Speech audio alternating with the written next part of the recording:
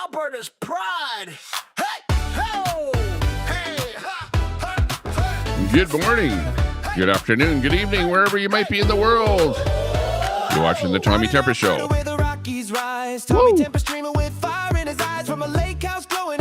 Coming to you at 8:28 in the morning. Up good and early here. Grab yourself your cup of coffee.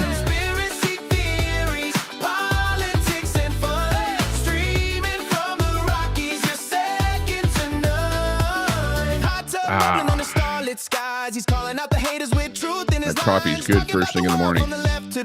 Tommy's got the mic, keeping it tight. Oh, Tommy Temper, you're a great guy. Battling trolls with a spark in your eye. Conspiracy theories, politics and fun. Streaming from the Rockies, you're second to none. Lake House vibes where the mountains meet the stream. He's dodging all the trolls like a champion dream. From Alberta's heart, he's lighting up the night. Tommy Temper's truth is his guiding light. With a wink and a grin, he's taking on the fight, spilling all the tea in the YouTube live. From the hot tub to the Rockies, he's living it free. Tommy Temper's the streamer we all want to see. Oh, Tommy Temper, you're a great guy. Thank you very much. Battling trolls with a spark in your eye. Conspiracy Appreciate your company this morning. Everyone popping in here. Appreciate your company. So raise a glass to Tommy, the legend of the land. From Alberta's Lake House, he's taking a stand with the Rockies. Thank you very much, moderator. Hot tub steaming. Tommy Temper, the hero of YouTube dreaming. She's streaming Tommy Temper. Oh, yeah. Red Mama, first in there. Oh, I listened to all of Red's stream there last night, and oh, did I chuckle. That's pretty good. He's got everything right down on her. Wow, I want to hear episode number 2 on that whole thing, just to get into some, YouTube lore here first thing. But yeah, you got to listen to Red. Red is he's done stuff himself. You have to admit that. Like he's not like the honey of the crop. But hey, on the other hand, when you bash him, he definitely hits back hard. And Queenie, she's not. She's pretty vile, you have to admit. She's probably the most vile loudmouth on the internet there. If you say anything about her, she'll do a whole stream on you, but the good thing about her is that she deletes everything. So it's like stab you in the back and then delete, type thing. And she's got like 9 people, 2 mods in there, whatever. Just a complete failure. Doesn't know how social media actually works. Just uses it as a dagger, to stab back at people. That's all that channel is about. Yeah. I should take a tour. I should go over and I'm looking for some rental property in Sylvan, so I should contact that realtor or whatever, or the owner. And take a tour of that property there, see what it looks like on the inside. That would be epic, totally epic. I'd like to see what happens there. Yeah, she probably wouldn't even be there, would vacate or whatever, get out of there if I ever came over. So that would be pretty fun. Yeah, anyways, that's what's happening. A little bit of lore with the internet. I was watching a little bit of that. We see your comments. Yeah, that's pretty funny. Can't make that crap up, that's for sure. Let's see here. What's going on? Oh, got some kind of a message. Oh, it's just a doorbell announcement here. Somebody's at my front, walking by the front of the property. I get these because I have doorbells both here, doorbell cameras, both here at Sylvan and in Edmonton. And I have it set up so if somebody even walks by the sidewalk in the front of the property, it gives me a little notification here. And apparently people are walking by the sidewalk, pretty weird, but it happens. Fuck all the fucking way off. Okay, so just to bring the show up to speed here. Hang on, let me have my sip of my coffee here out of my pop cup here. I don't know, it's a kind of a weird cup. I never really, noticed too much about the labels on here. If something green, it doesn't come through here. But yeah, we got peace and all kind of stuff here. Groovy. I don't know why I'm using a cup that looks like this. I need a Tommy Temper cup, to go with the show. Oh, that tastes so good. Let's see. Excuse me. I have to clear my throat here. I just woke up. I sneezed about 6 times here, so you know how that is. You're kind of, full of sneeze and whatever. Have to kind of suck it back a little bit here. But I decided not to turn on my big screen TV. Troy, good to see you in there. Who else is popping in there? Yeah, anybody else in there? Good to see everyone. We got Shellen Omar in there. Hey, Shellen. Looking good.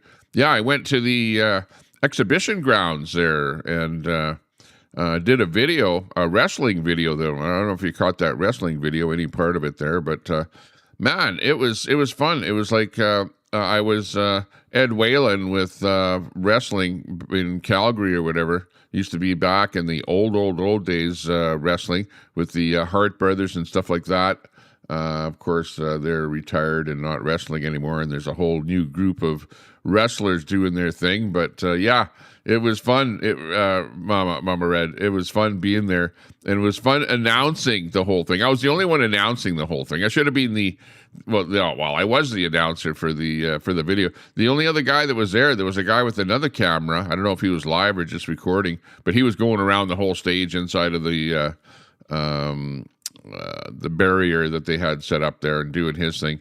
But he wasn't saying a damn thing. He was just recording the whole thing.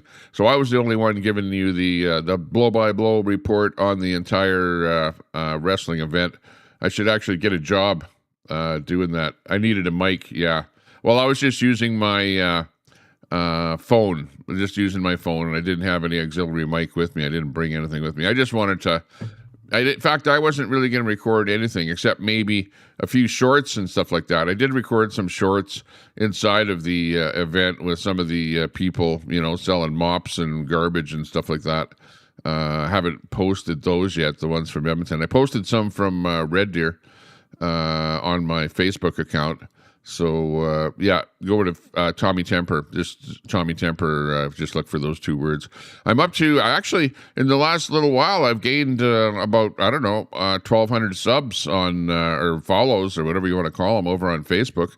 We're up to like 16,000 over on Facebook. One video I did got over 500,000 views on Facebook, and a lot of my Facebook stuff gets literally thousands or tens of thousands of views.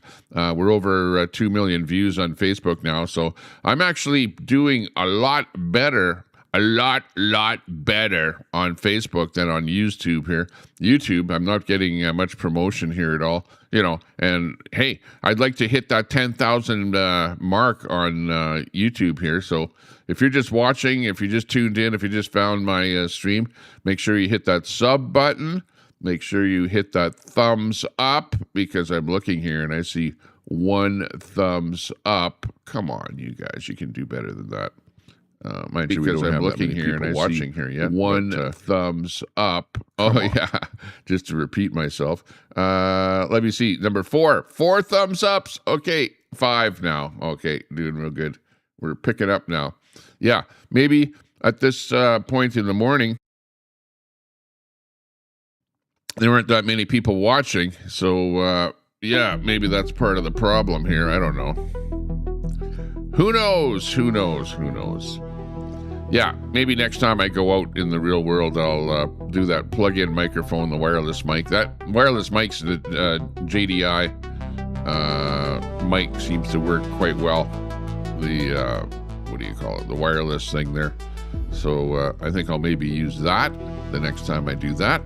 Anyways, we're live at the Sylvan Lake studio. As you can see behind me here, we've got a cloudy, actually, Yeah, well, right now there's a bit of cloud obscuring the sun, but the sun is coming out a little bit. But it's what I would call a smoky day.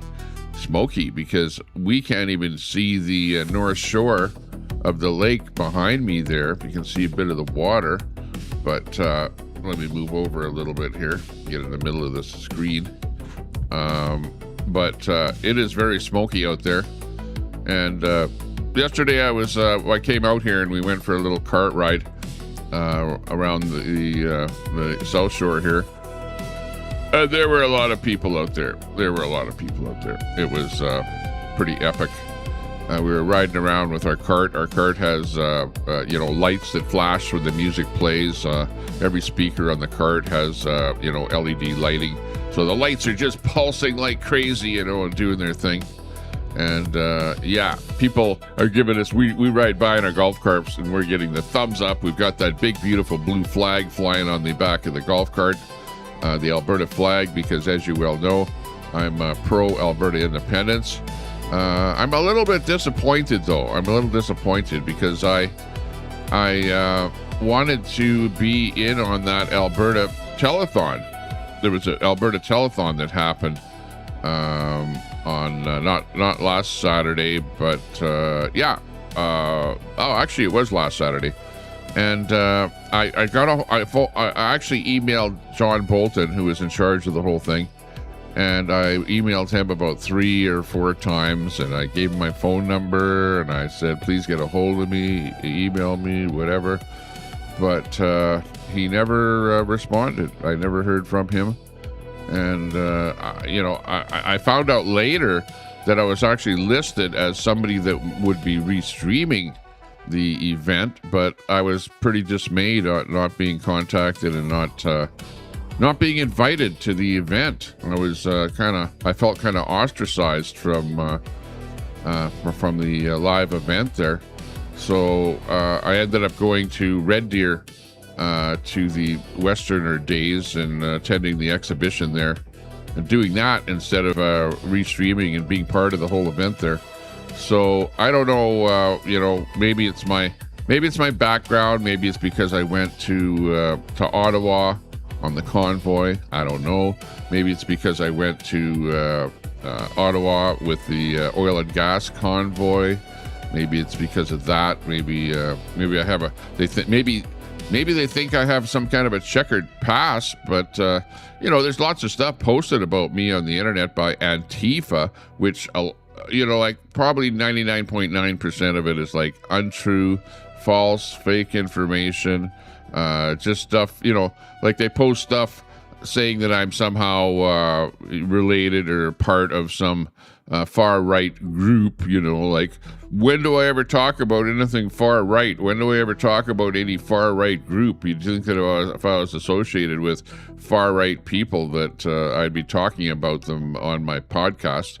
But, not so. Hey, what's that Canadian flag doing in my stream right there?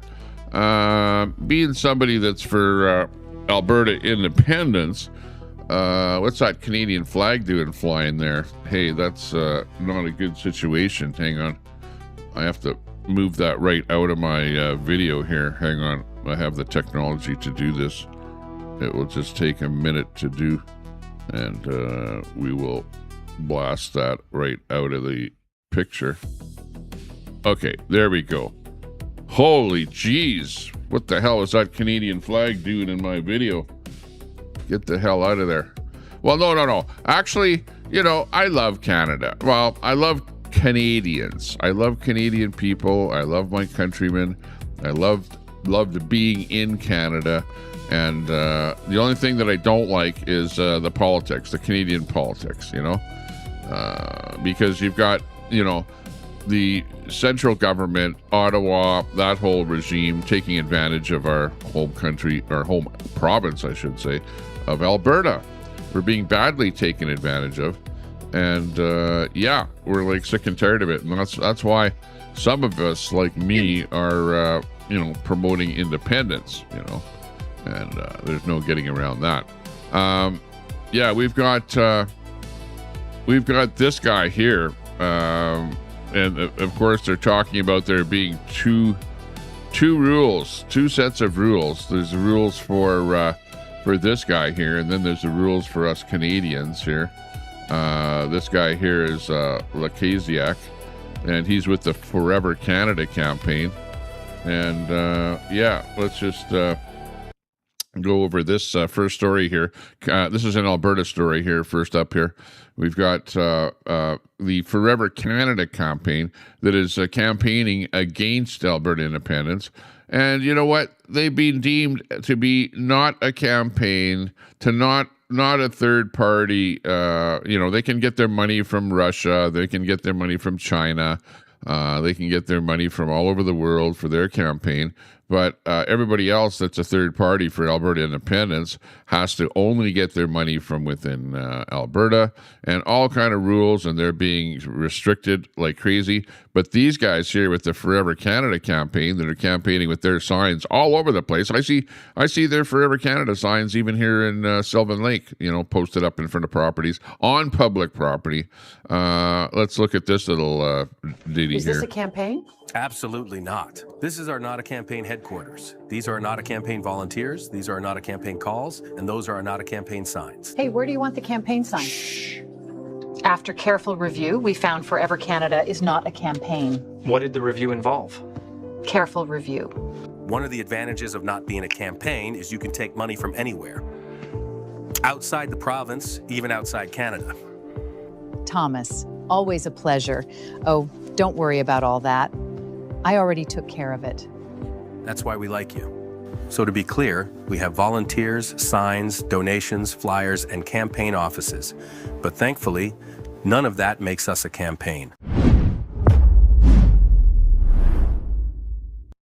Is this a campaign? Absolutely not. This is our not. Oh, yeah. Okay. So, yeah, what the hell's going on here with Elections Alberta? They're not being fair at all. They're letting this guy here run a campaign that's not a campaign, even though he calls it a campaign. And it's just overboard. It's sickening, absolutely sickening. It's like Elections Alberta are a bunch of woke people over there that like the woke Canadian Forever campaign or whatever they're calling it there. And meanwhile, for the rest of us here that are pro-Alberta independence, we're getting screwed, So it's pretty weird, pretty wild. I don't know. We need to do better. There's no doubt about that. We got this one coming in here. Alberta is against the harmful future. Yeah, top of the morning, friends. And you have the power to change the world. If you're in Alberta, you can stand between your family and the harmful approaching future we have in Alberta and that we didn't vote for. And the only way out is Alberta independence. So, we have to kind of move in that direction. We're going to be going all over the world here with news, and it's not going to be in any particular order. And if these guys don't have a campaign and they're not campaigning, why do they have a campaign office? Look at this. It actually says campaign office, but yet they're not doing a campaign, but yet they're campaigning and they're getting funds in from all over the place and not reporting anything to Elections Alberta. And Elections Alberta is ignoring this and going, no, it's not a campaign. But yet all over the place, they're saying it's a campaign. They even have a campaign office. This is freaking ridiculous here. It would be like you have an election in the States and you have one party that doesn't abide by the rules and the other party or the other parties all abide by the rules. So, yeah, it's crazy, absolute craziness.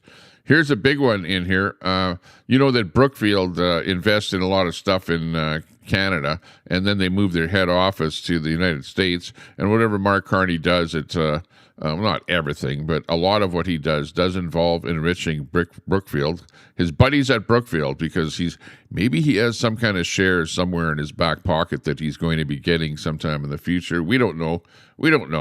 But Brookfield just invested by buying Greg Distributors, which has, they distribute stuff like things that you need for your car.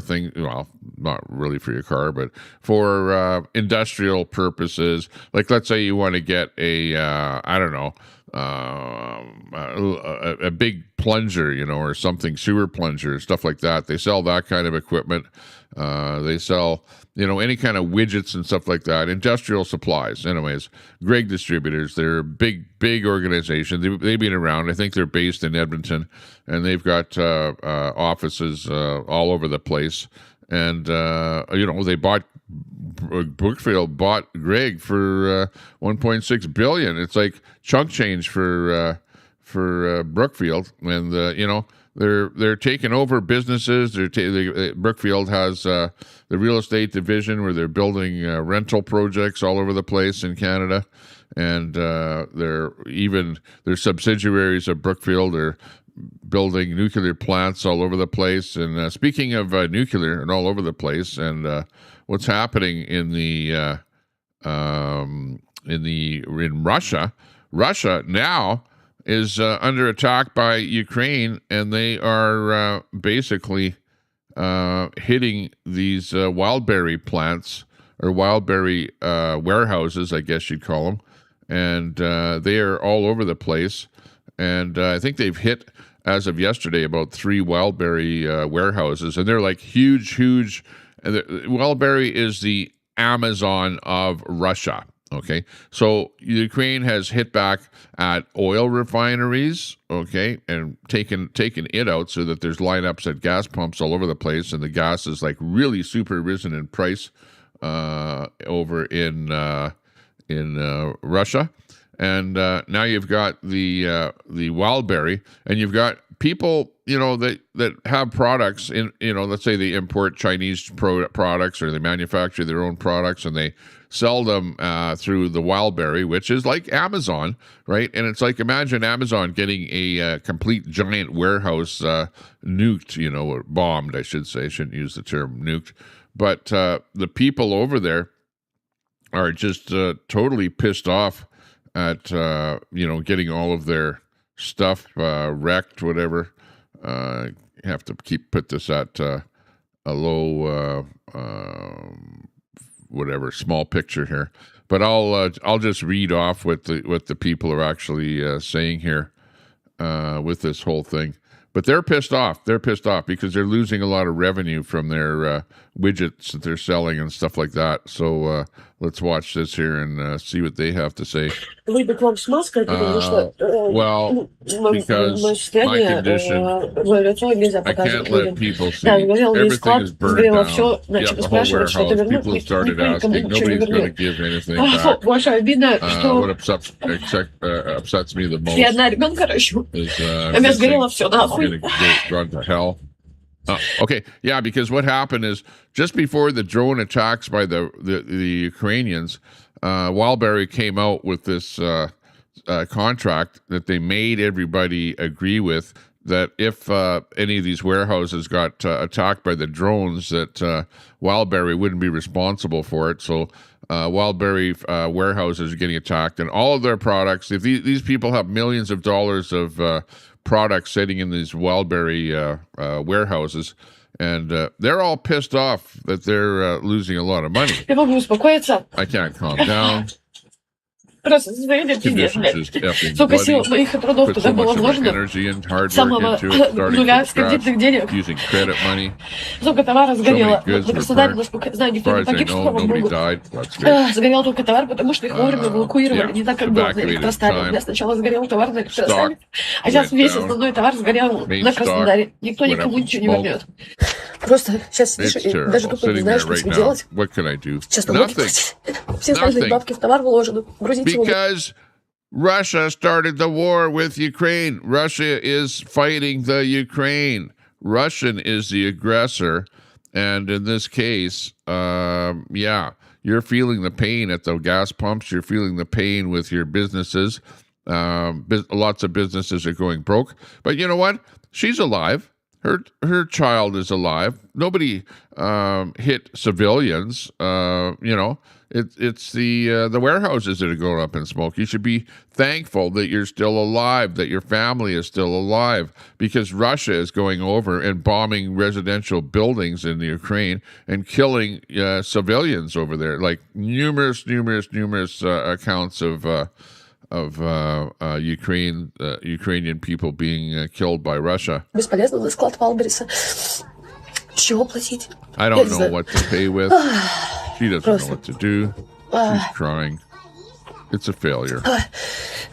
Очень вас попрошу, если у вас есть какая-то возможность, просто забрать все оставшиеся остатки, там немного, там что-то 300 штук, наверное, где осталось на складах. Что осталось, я не знаю, я просто прикреплю ссылку на магазин. Если вдруг вы можете хоть как-то поддержать, чтобы просто тупо эти налоги закрыть. Я буду вам очень сильно безмерно благодарна, потому что тупо я сейчас даже не могу сообразить, что дальше делать. Если честно, даже нет сил реветь. Вот правда. Второй склад ВБ. Там тоже были мои товары. Мне страшно считать убытки. То, что творится на душе, просто пизда. Вот я вам серьезно говорю. Я так заколебалась собирать себя заново. Обнуляться, блядь. Инвалидность, создание собственного бизнеса, все по жопе, война, переезд, новая страна, без гражданства, просто с нуля, жрать нехер, жить негде, блядь. Прошлым летом я работала так, что несколько раз я просто... у меня была истерика, потому что у меня не было времени помыть голову. Потому что я копила на вот эти деньги, чтобы создать свой бренд, чтобы запустить свой товар, чтобы его создать. Сейчас все идет по одному месту, и снова не по твоей вине. Это, вот, блядь, вот эти подъемы в 4:30, вот это, блядь, непосильная работа, труд, это похота, это все. И потом просто вот в одночасье по какой-то непонятной причине все горит нахуй. Что можно сказать? Не такие метели, ебало метели. Прорвемся, друзья мои. Поплакали, покакали. Идем работать дальше. Poo. What? She had to cry and have a poo. Speaking of poo scissors, how you doing? You should have come down to the wrestling match, Pooh, there. We would have had fun there together, commenting on that whole thing. By the way, Pooh's a good friend of mine, Pooh Scissors there on the internet. Good. It's a tip of the cup to you there this morning.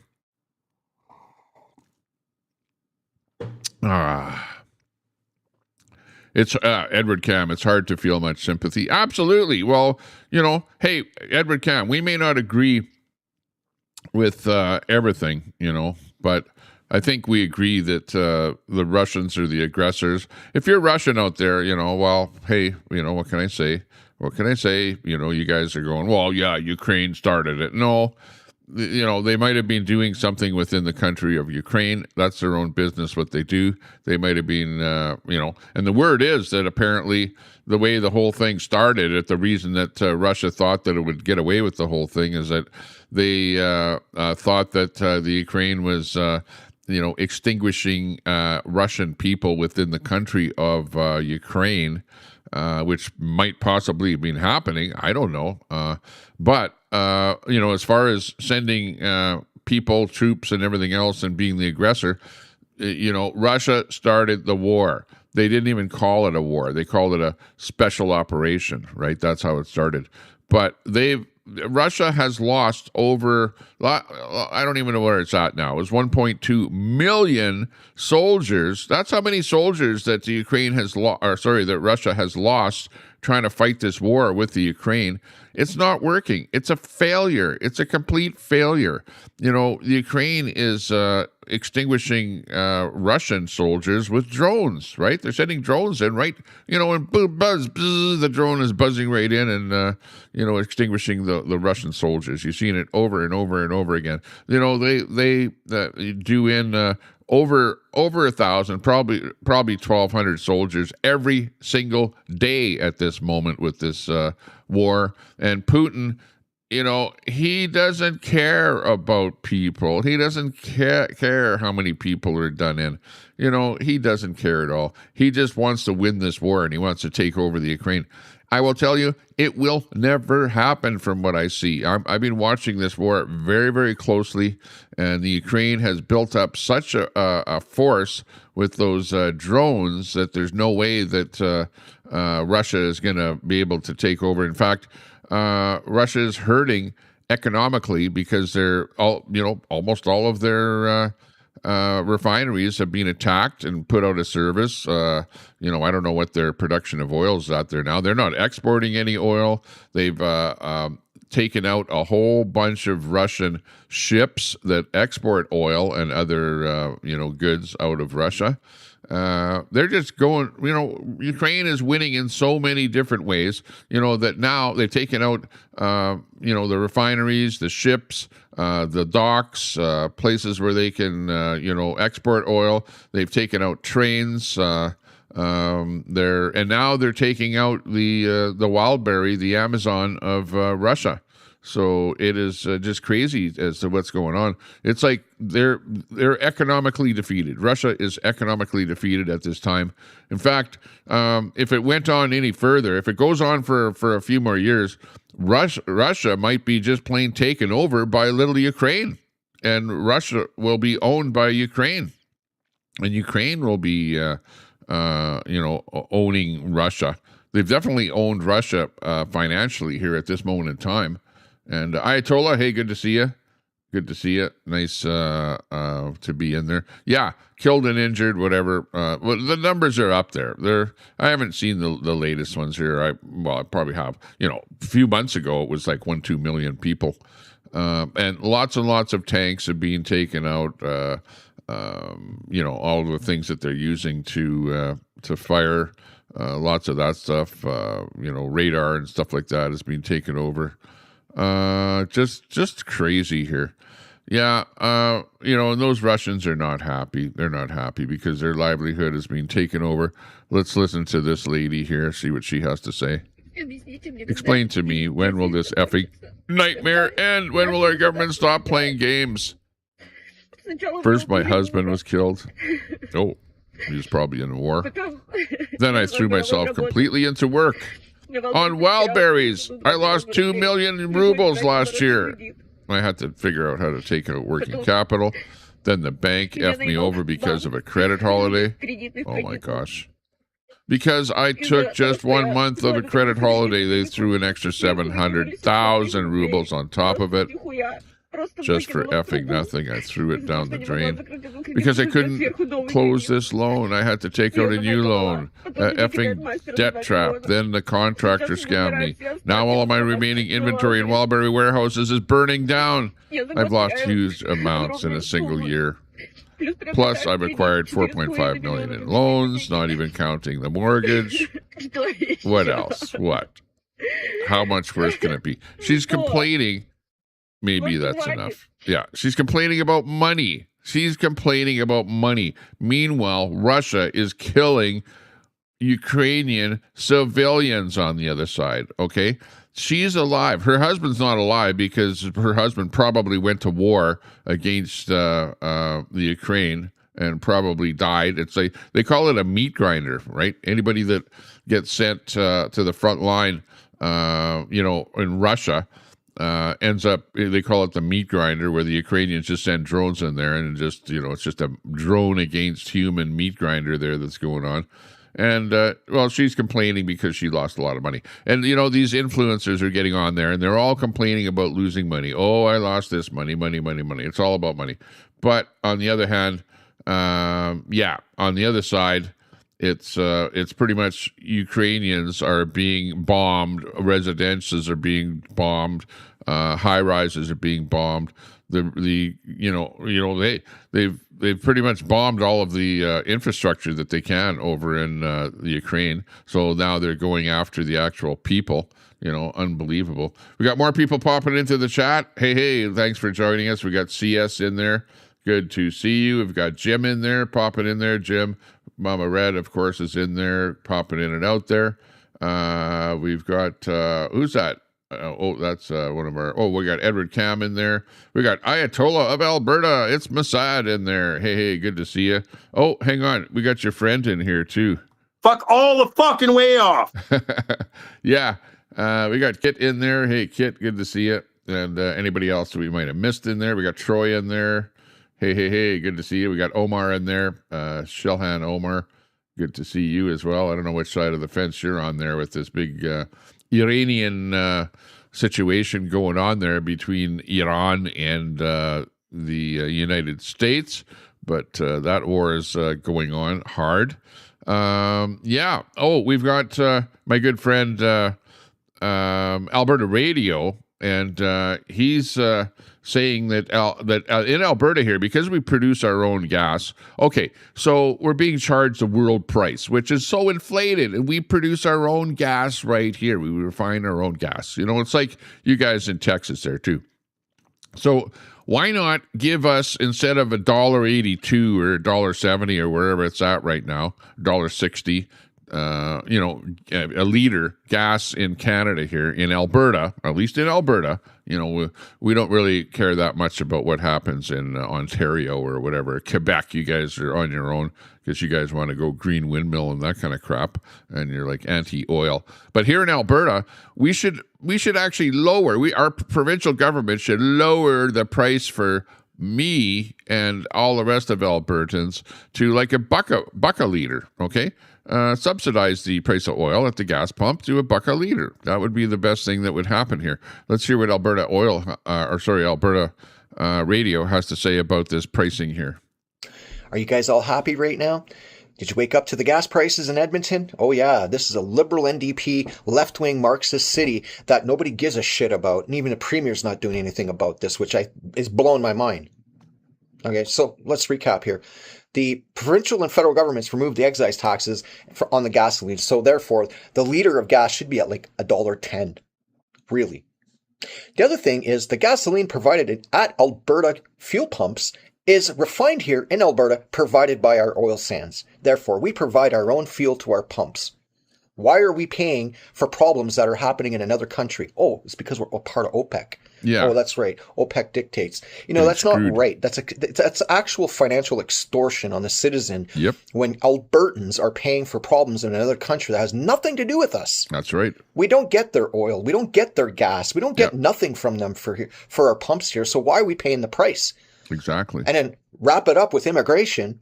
Well, you have foreign interests that come in, get into boardrooms of these franchises, take over the directorship, take over the board, and the next thing you know, they're dictating the prices to all of us because they feel like it. There's no taxes on the gas right now, guys. It's been suspended, temporarily suspended for the summer. But yet, these guys want to jack it to 180 just because. You know, the price, go look at the price per barrel right now. You know, in the last few weeks, the price per barrel only went up $12. $12 on the global market. And that's what, $72 from the $60 a barrel that it was. So $72 a barrel, even if it went to $80 a barrel. Look at back then. Remember just a half a decade ago when the barrels of oil was like $100 and something and we were paying like $175. I wonder what it's up to How today. does it make sense? Please make it make sense. It doesn't make sense. This is total bullshit by our government, by OPEC, by everybody. They're punishing Albertans for problems that are happening in another country that has nothing to do with us. That's why we need independence. Because these people, if they're still in charge, if we don't seek our independence for Alberta folks, these people in charge are going to run us all into the ground. Yep. And we're going to keep paying and paying and paying like slaves. They treat us like animals. They treat us, it's like the farmers who move their cattle. That's how Canadians are being treated and Albertans are being treated. We're treated like animals, like cattle, financial mules for the crown, for the globalists and these corporations and these oligarchs. So wake up, folks, and fight back because this has to stop. The premier needs to step in because you know what? People like me are getting fed up. Subsidize our price of oil at the pump. You guys ignore it. So it's not, I'm not sitting here and completely attacking everybody, but you know what? Do your damn job as an elected official and grow a set of balls to make it easier for Albertans when we're providing our own fuel to our pumps by Alberta. Makes no sense right now the way it is. Come on. Enough's enough. Absolutely. I would have to agree 100%. And I've been saying this all along. Why is it that in places like that produce oil, like Saudi Arabia, where they pay, you know, like low prices for their oil. It doesn't matter what the price of oil is on the market. It doesn't matter what WTI oil is. It doesn't matter what Brent pricing is. The citizens in the countries that produce the oil end up with, you know, like really heavily subsidized prices to make it easy for those people to live there. But that's not happening in Alberta. We're sitting on probably one of the largest supplies of oil in North America, and same thing with the United States. You guys are too. And in fact, we're actually shipping over 2 million barrels a day to the United States, right? That's how much oil that we have here. But yet we're paying through the nose. We're paying world oil prices for our oil at the pump. It's an atrocity, unbelievable that that's happening. We don't like it. And, something has to be done about that. We got Professional Chicken Nugget in the chat. Hey, nice to meet you. Nice to see you. I'm not sure who that is, but good to see you. Troy, thanks a lot for being a mod in the chat there and keeping a check on everybody. We got Brett in the chat. Now people are starting to figure it the fuck out. Yeah, I found a $20 bill there yesterday. Here's a view of it here. Actual $20 bill, a Canadian 20. I found one. It was sitting on the ground there. I don't know, maybe somebody lost it, but I picked it up, and I'm $20 richer there today by finding that one. Yeah. Yeah, it's about all it's worth these days. It's actually worth, before Carney got in, a Canadian dollar was worth 73 cents to the American dollar. Now it's down to 70 cents to the American dollar. Hang on here. Let me do a quick search here for oil price here. Hang on. Oil price. Hang on. I have to actually check and see here because, WTI crude. Let's click on that one here. That's a good one to check out. Let's see. We have popped up at this moment in time to $92. WTI crude is up to $92. So the chart is definitely showing that the WTI crude is popping up and on an upward trend, especially with Trump and everything is going on with Trump. Hang on here. Maybe I can bring up this chart here. Yeah. Oh, geez. Yeah. The actual chart. Hang on. Forget it. Anyways, it's on an upward trend like this. Well, actually on the other side like this. And it's at $92. Brent crude is, which is that pricing is used in the Europe, is up to $100 a barrel. So 91 is actually quite a bit. It's only $10 from or $9 from being actually 91.86 is where it's at right now. So $9 more and it'll be over $100 a barrel again. And it's on an upward trend. It's not downward. The trend is your friend. And if you're investing right now, you want to be investing in oil and in Brookfield. Brookfield stock is also going up there. So that's where we're at with that whole thing right now. It's going up like crazy. Yeah, exactly. Let's see what else here. Did you know? I'm just going through some of the stuff just coming up on my timeline here. And, of course, a lot of Alberta independent stuff popping up here. What's this? Canadian Blood Services calling for donors. Oh, you have to be kidding me. I don't know what this is all about here. But, yeah, it's not looking good for that organization, that's for sure. If they have, what's with this here? Are they calling for donors in Canada for blood services? And then they put this Canadian Blood Services calling for donors because there's a serious drop in supply. And what? Is this the best photograph that Canadian Blood Services can come up with to get everyone to donate blood? You're kidding me. You're absolutely kidding me. I don't know why they post stuff like that, but get off the pot, as we can say. Can it get any worse? I don't know. It can't get any worse. What's this one here? Keep calm. What's this all about here? Keep calm, and let's stick it. What? To Trump any way we can. Is this the new Canadian thing here? You know, this is the Federalists and the Liberals and the NDP. They're all about like stick it to Trump any way we can. I'm not in agreement with that. You know, we have to get along with the United States and not stick it to anybody. You know, we need to be kind. We need to be good. We need to be like nice to everybody. And yeah, but basically, you know, maybe we're doomed. I don't know. Maybe Canada is doomed. We're a doomed country. Let's listen to this little ditty here about why Canada is in such bad shape. The country's going to be able to survive another 4-year round of liberal, utopian, globalist, environmentalist, net zero catastrophe. And so don't be thinking that Carney's a new guy.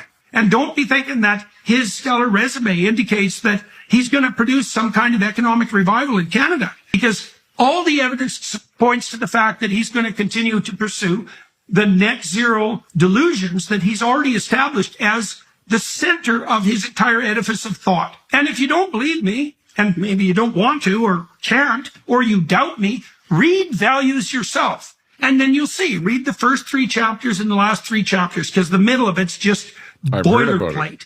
It's only there to make the book thick instead of pamphlet length. That's what you do in Canada. Read his book, Values. An hour of reading and you'll figure out who Carney is. Now, if you believe that carbon dioxide output on the part of Canada constitutes an existential threat of the sort that requires us to become poverty-stricken over the next 40 years, well, we virtue signal about how the planet could be saved while doing absolutely nothing about actually addressing any true environmental problems, then Carney's your guy. Exactly why Carney is not my guy. That's why Alberta independence is the only way out of this situation, because we can't get rid of the Liberals federally at all. We can't, because, you know, they're bringing in so much mass immigration, and every one of the immigrants that comes into Canada is going to vote Liberal because the Liberals were in power when they were let in. So all of those immigrants that came in over the last 10, 15 years, whatever, are going to be voting Liberal. And that's all there is to it. You know, we're a liberal country. You know, we're like a giant California here in Canada, except for little old Alberta and a little bit of Saskatchewan. But pretty much all the rest of Canada is liberal, you know, and we're the only little conservative, you know, as like in the States, it would be Republican, right?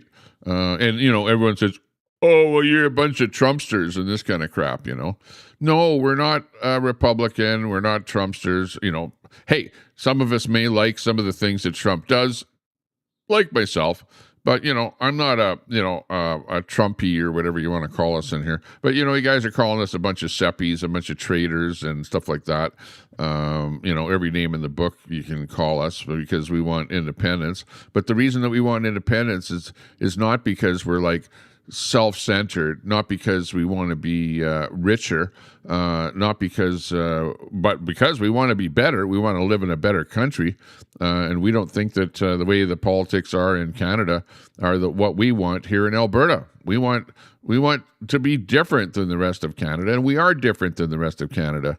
And that's why we want out of Canada. The rest of Canada is taking the money, and really the way it works in Canada is the minerals and the resources that are in the ground and that are being harvested it's the money should remain in that province and not be siphoned off of the province to be given to other provinces. And you're calling other provinces like Quebec and Ontario have-not provinces, and they're not have-not provinces. They have manufacturing, they have jobs, they have their own economy, they have hydroelectricity. We don't even have hydroelectricity in Alberta here. But yet they want our money from the sales of oil. And remember, once that oil is pumped out of the ground, that's it. It's gone. You know, so you're taking money that's it's not a resource that is going to be there forever, but you're taking our money that should remain in our own province here. You're siphoning it off by way of calling it, we need to tax that because of the climate, you know. So we'll call it climate money, you know, carbon tax, and we'll just tax you. And that's how they're siphoning the money out of Alberta, is by taxing us. They tax us way, way, way, way, way too much. And then they're taking that tax money and they're giving it to provinces like Ontario and Quebec that are not have-not provinces. We're getting screwed. We're getting royally screwed. And just like that last bit that I played there, we're getting cooked. Alberta is getting cooked by the rest of Canada, and we know it. We know that it's happening, and that's why we're revolting. In Alberta, we are revolting against being taken advantage of by the rest of Canada. Unbelievable. Unfrickin' believable. Yeah, we got this stuff here. This is probably AI here. So whatever. Yeah, AI. Let's see what's going on here.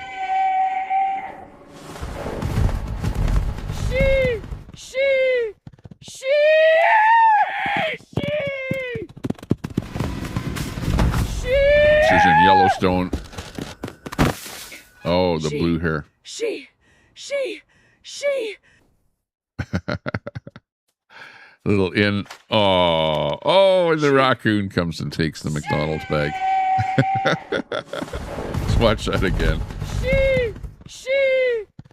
This is Jarrett Vick visits Yellowstone. The blue hair and the McDonald's doesn't last very long. She. I don't know how people come up with this kind of crap here, but yeah, that's your AI clip of the day here today. Yeah, it's pretty wild. Absolutely wild. See what else we can come up with here today. Maybe let's move on to things bigger and better than what's happening in Alberta here. As I heard, the United States made some kind of a contract, I think, with a Middle East country there to produce, or to maybe it's to I don't know what it was, but it was regarding uranium and enriching uranium and building a power plant. So I don't know if it was UAE or what it was here. Maybe we'll come up with that story here. Saudi Arabia, I think that's what it was. Saudi Arabia. See if we can find out what's going on there.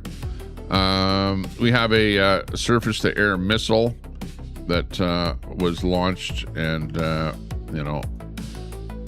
Riyadh crashed into the residential area in Saudi Arabia. This came from Iran. Show you the video on that one here. This is in Saudi. They failed to intercept the incoming Iranian projectiles, prompting sharp calls for Riyadh, that's in Iran, to expel American forces rather than funding and shielding foreign military bases. Riyadh is in Saudi Arabia. Sorry about that. So, yeah, apparently the Iranians are bombing civilian locations. So we have that story just in. Not a good situation. You got AWACS launched and doing their thing. Saudi oil tanker. Again, we got this one story in here regarding a Saudi oil tanker. Saudi Arabia is now being blockaded by Yemen as a retaliation to its continuous, still ongoing 11 years of a blockade on Yemen. So you've got that happening, not really in the strait, but over just to the west of the strait there. And you've got that whole thing going on there. So you've got Saudi oil tankers going up. Now, that's just not the captain's roost, but man, that's the entire tanker going up. That's got to be an environmental disaster right there, with that whole oil ship laden with oil going up in flames in the Middle East. That's one of the latest things happening over there. So that's not good at all. Oh, this is the one I was thinking about here. This is by Donald Trump. The civil nuclear deal. There will be no enrichment of material. Okay. Oh, okay. Being made between the United States and the Department of Energy and Saudi Arabia, which pertains only to non-military use, such as the ones that Iran and UAE and others already have, will be approved, but it's totally subject to Saudi Arabia joining the very respected and successful Abraham Accords. The United States is not opposed to civil, non-enriched nuclear facilities. Thank you for your attention to this matter, Donald Trump. So, deal made between the United States and Saudi Arabia, that is the Department of Energy, to have Saudi Arabia utilize uranium for peaceful power generation purposes, so not for building a nuclear bomb. Let's face it, there are enough nuclear bombs in the world. In fact, Canada could have a nuclear bomb. You know that. Like, we have uranium. We're sitting on piles of uranium. We produce uranium. Uranium is big in Saskatchewan, and we have nuclear facilities in Ontario. I think it's Pickering, Ontario. And we've been producing uranium electricity, or electricity from uranium for many, many years. But we don't enrich that uranium to such a point where you can produce a nuclear bomb. And Canada has been opposed to more countries producing nuclear bombs, like Iran. Iran is that's the reason that part of the reason that this entire war is going on between the United States and Iran is because Iran is absolutely enriching nuclear material, preparing to build a bomb. At least that's what the theory is, right? So it's where Iraq, remember the USA went into Iraq and took over Iraq, got rid of Saddam Hussein. And, because of apparently them being in possession of weapons of mass destruction. Well, it's different in Iran. They are absolutely enriching. They're, they have lots of uranium already in order to produce a nuclear bomb. That's the only reason that they're doing that. So, yeah, crazy. Spin City News says Trump has moved troops and medics into Germany. Hey, Spin City, I haven't seen you on the air lately, and I couldn't make it to the big thing there on July the 4th. I think I sent you a text message on X. I had to end up going out on holidays with the family there, so I missed that. I'm not sure if you actually did that event or not, but you've been suspiciously off of the internet there lately, Spin City. So I don't know what's going on there. Not sure what's happening. What's this? What was it? Trump has moved troops and medics into Germany, though. You got that story popping in here. Let's see if, you got a link to that one there so people can check that out. Check out Spin City News, and he's got the Angry American doing his thing there. Nice to see you in there again. Thanks a lot for joining us here today. Do appreciate your company. We're just going over the latest news here with what's happening in the world. And here's the Fox News report on that whole deal with Trump's announcement. Let's watch this one here and see what Fox News has to say about this whole thing that I just read for you. Let's hear the Fox version of it here. Hang on 1 second. We'll bring it in here for you. Let's do it. So President Trump approving a landmark nuclear deal with Saudi Arabia, which will give American companies a major role in developing nuclear infrastructure overseas. The president addressing concerns about the nuclear proliferation in the Middle East with a Truth Social post moments ago, saying the civil nuclear deal, there will be no enrichment of material being made between the United States Department of Energy and Saudi Arabia, which pertains only to non-military use, such as the ones that Iran and UAE and others already have, will be approved, but is totally subjected to Saudi Arabia joining the very respected and successful Abraham Accords. The United States is not opposed to civil, non-enriched nuclear capabilities. So that's a little different than the deal we thought, and that has just been clarified by the president himself. Let's take a closer look. Essentially, this is a 30-year deal on nuclear. What's good about it? Russia and China aren't doing it. We're doing it. We're building it. It's our contract. U.S. company is going to build the Saudi reactors. That's going to be great. Could allow uranium enrichment in Saudi Arabia, getting kind of a mixed play on that. As you know, the UAE says we'll take the nuclear program, you can enrich it and just bring it back. They're saying in Saudi Arabia, we'd like to enrich it, but we won't bring it up to weapons grade.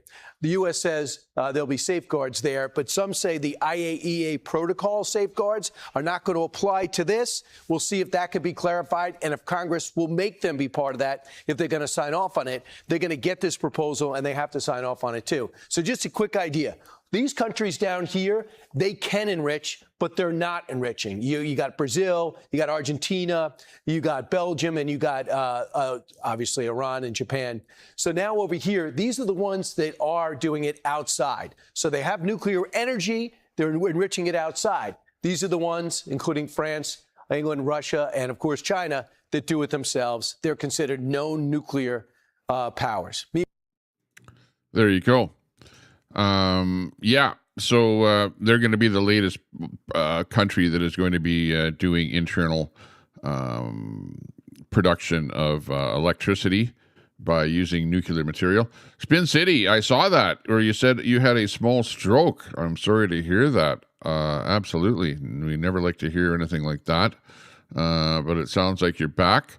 Let's see, a stroke, that would be where you just kind of black out and your brain doesn't get enough oxygen, and it's definitely a perilous situation. So absolutely sorry to hear about that.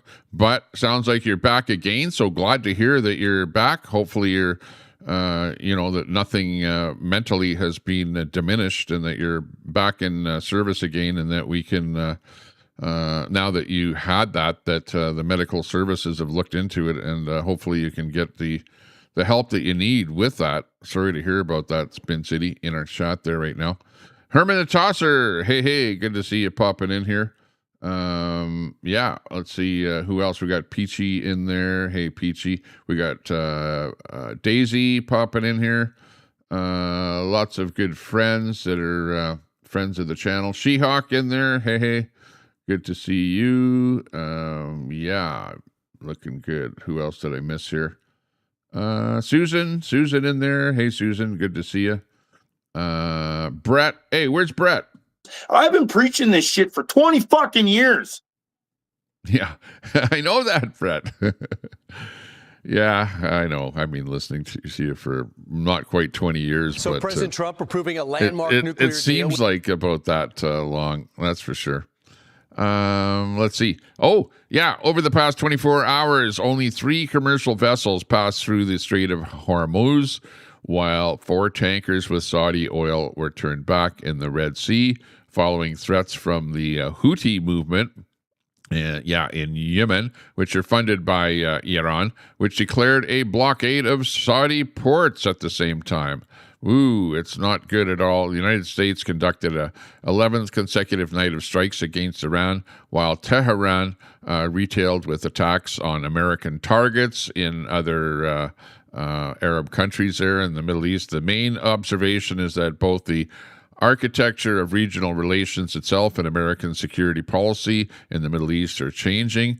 First, the new Saudi nuclear agreement came as a surprise, according to the Wall Street Journal. The U.S. administration approved a 30-year cooperation in the field of peaceful atom, right, without the traditional requirement that Saudi Arabia permanently give up its own uranium enrichment. The agreement also does not stipulate mandatory accession to the IAEA additional protocol. Thus, Washington is changing one of the key principles of its policy. In recent years, access to the most sensitive military nuclear technology was part of the broader political agreements, primarily the normalization of relations between Arab states and Israel. The new agreement shows that Washington no longer considers this connection mandatory. Restrictions in the agreement certainly exist. For 10 years, Riyadh will not be able to develop its own enrichment technologies or buy them from other states. Oh, for 10 years. What, after 10 years, then they'll be able to do that? I don't know. The future facility must also be built by American companies without transferring sensitive technologies to the Saudi side.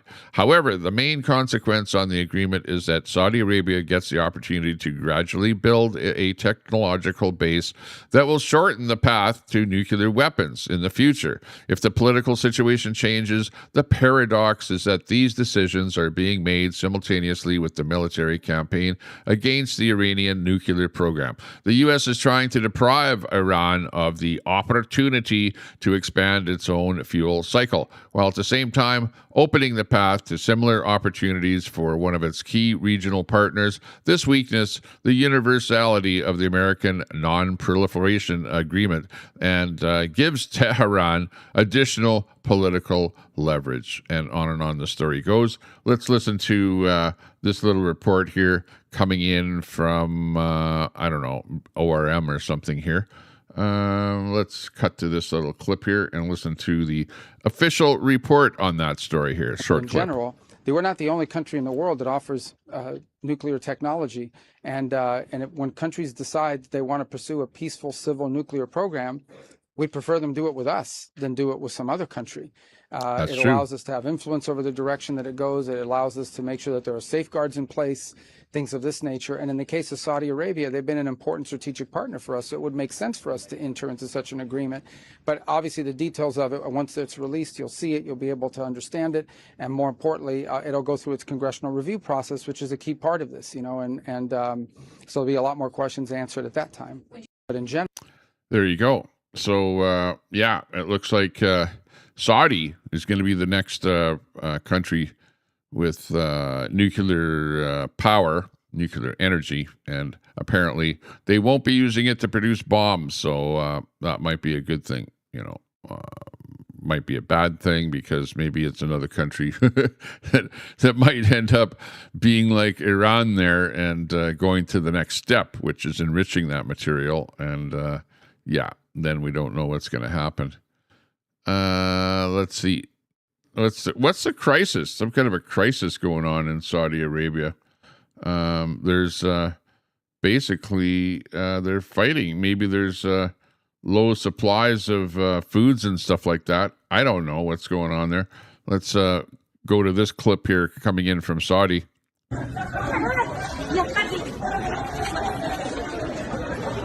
Fighting over low food supplies. I don't know. Pallet just came in. Oh, they're fighting. Got bags of something there. I don't know what. They're following that pallet around the store there. All going for the big giant bags of, what is that, flour or rice or something. But some kind of a crisis going on there with low food supplies. With the war going on there. So, yeah, it's not looking good in Saudi Arabia there in that front. That story just in by Suleiman Ahmed from the region.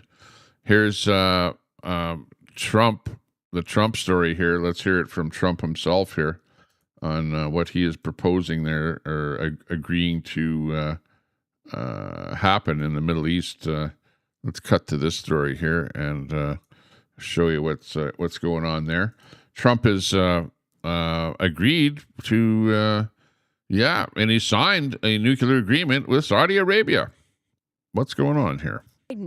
Despite the loss of blood and treasure and mounting political pressure at home. Americans don't want high gasoline prices, but they're not against the war.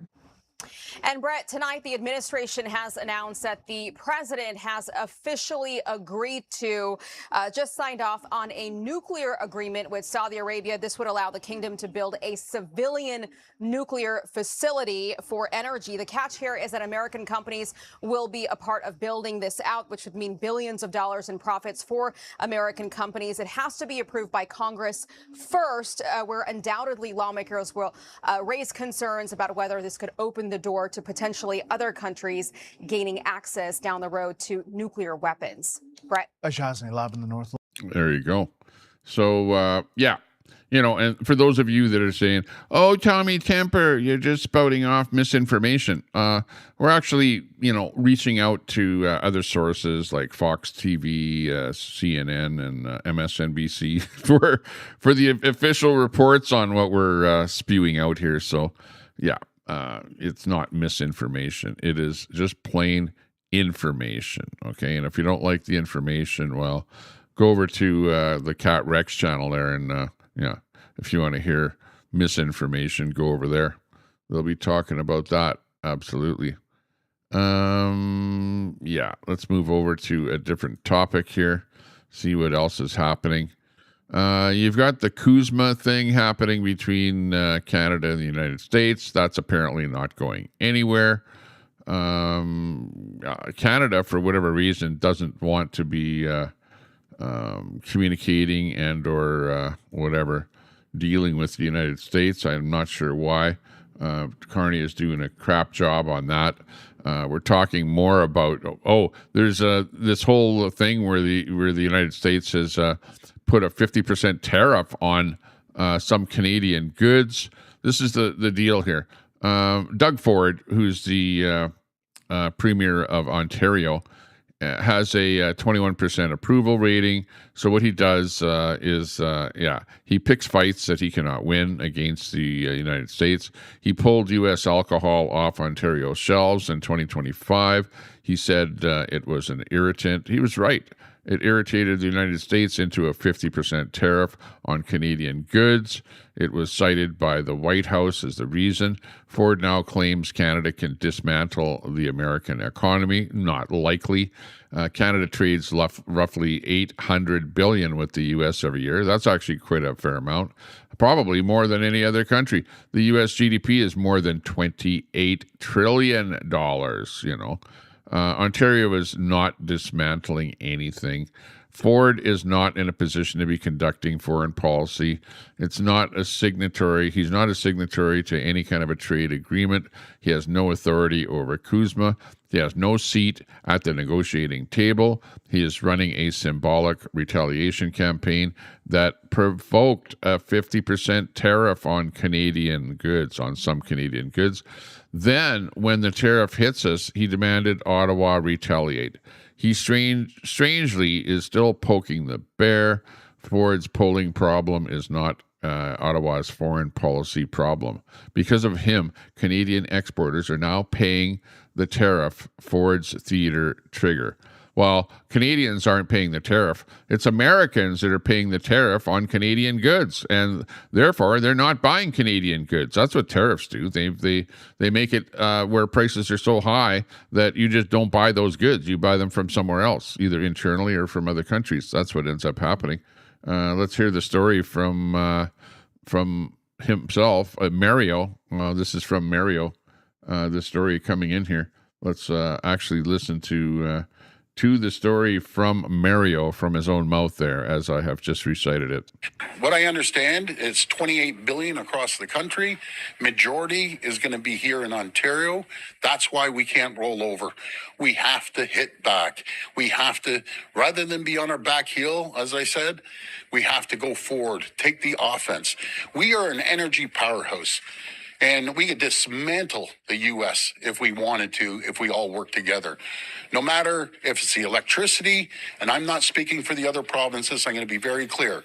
The potash, the oil, we're their number one customer in the world. They need to feel the pain rather than us constantly feeling the pain. Doug Ford said that for Doug Ford and not for anyone else. He did it because his polling is very low. He's become very unpopular in Ontario. There's nothing beneficial about stating what he just stated. I don't know if you heard this story either, but the other premiers of the other provinces are talking about holding back Canadian Alberta in particular, oil from the United States as some kind of a bargaining chip to get Trump to reduce tariffs in Canada. Like, that's what they're up to now, I don't know if you've heard that part of the story, but holy geez, this thing is exploding. And antagonizing the U.S. even more. He literally said we could dismantle the U.S. No, we cannot. We literally cannot. And Doug Ford is single-handedly responsible for the breakdown in the negotiations that existed with Kuzma and the US. And I'm honestly starting to believe that Carney and him have some sort of an understanding where he could play bad cop and Carney can play good cop. Because what is happening right now and the things that Doug Ford is stating, he's overstepping his boundaries. He is not in any position to be making these kind of statements towards the US. And he can say, yes, I'm representing the people of Ontario. But he single-handedly spent nearly $100 million, or had budgeted to spend nearly $100 million to run Ronald Reagan ads in America in key states to change Americans' minds. Donald Trump and the US administration saw that as foreign election interference. That's right. That's what broke down the negotiations initially in Kuzma. It was because of him. Remember, he also originally said that he was going to shut off electricity going down to America to over 1 million American citizens in the cold of winter. Donald Trump literally took that as a sign of war. And Doug Ford had to walk back those comments. He is making the relationship significantly worse, and Mark Carney is allowing it. And all Doug Ford is doing is he's saving his polling, and he's also saving Mark Carney, because Mark Carney now has someone he can point to and say, look, it wasn't me, it was this guy over here. But the reality is, they have both failed. Remember, this wasn't just any promise that Mark Carney had made, it was the key election promise. And I'll never forget this article. Carney promised a deal with the US. It's time for him to deliver or move on. I agree. Absolutely. It's time for my morning regimen of vitamins and minerals and stuff like that. So I just took my omega 3-6 here, and now I'm going to take the next one here. You know, I don't eat breakfast and I don't eat lunch, but I do have supper. I'm on a kind of a weight loss program just to get into more personal things here. So, you know, I have to take something here in the morning to, you know, stay alive, you know, and minerals. Most of, you know, people take vitamins, a lot of vitamins, but people forget about minerals. Your body also needs minerals. You get them from the things that you eat, you know, like zinc and all kind of stuff like that. So I take these little minerals here. So just let me take my minerals here while you listen to a little bit of nice nighttime music that I have on my Tommy Temper After Dark program, which I haven't done lately, but I'll have to do that, where we talk about UFOs, UAPs, Sasquatch, and other things that are like weird out there.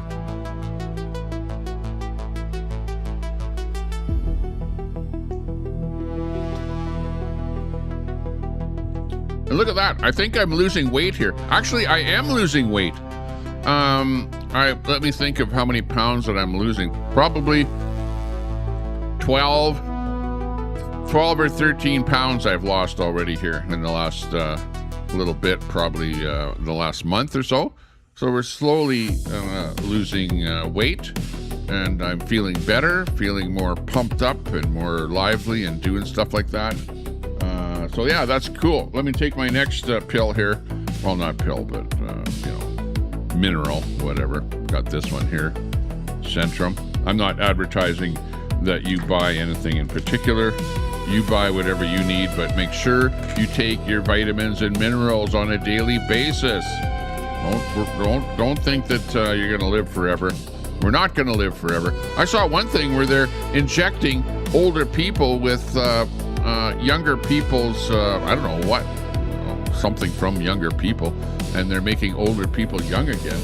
But of course, those stories are all bullshit, so I'm not believing anything at this moment in time. But we're taking our minerals and stuff like that. Here's my next one.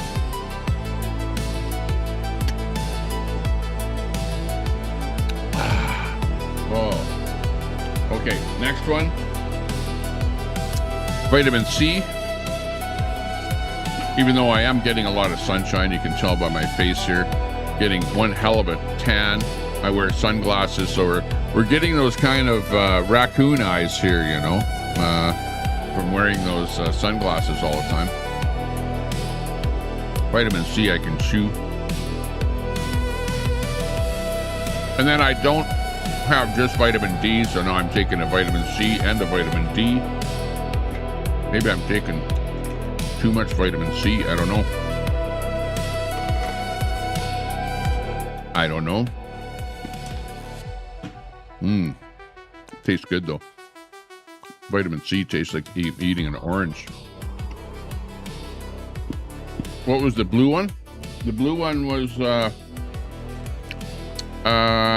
Centrum, and complete multivitamin, B2, B12, bunch of stuff like that.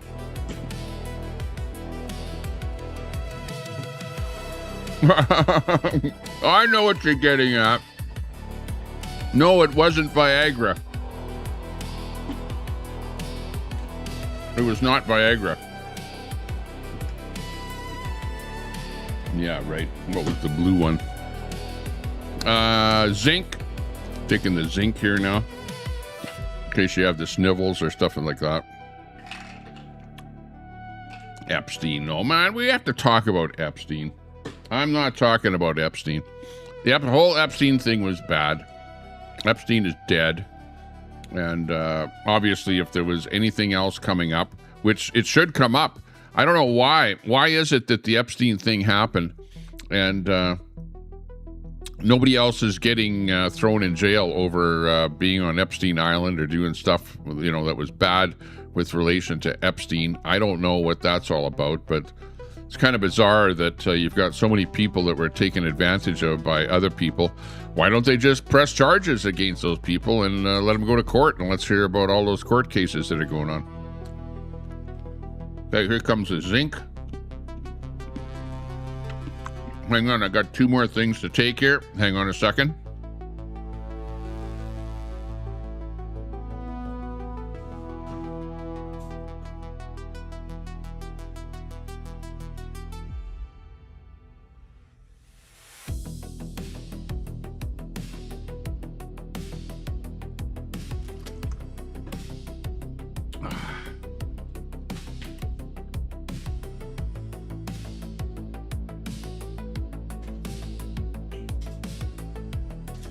I have to take the high blood pressure pills here. My doctor said, Tommy, you've got high blood pressure. We don't know why you've got high blood pressure, but you've got high blood pressure.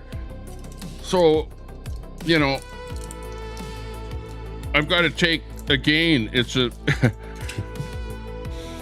blue pill.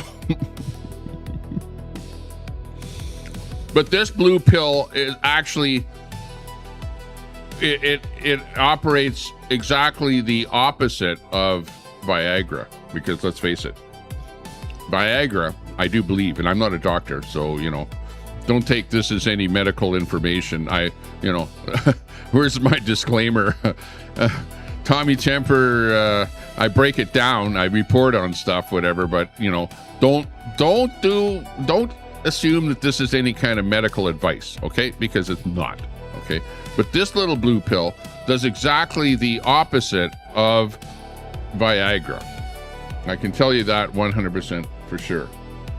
There's a guy out there with his dog. His dog's gonna piss on the wheel of my vehicle there. So yeah, it's the opposite of Viagra, but it's still a blue. I don't know why it's still a blue pill. It should be a red pill or something, or a pink pill, something different than Viagra. Because you guys are in the chat going, Tommy, what's that blue pill you're taking? Yeah, right.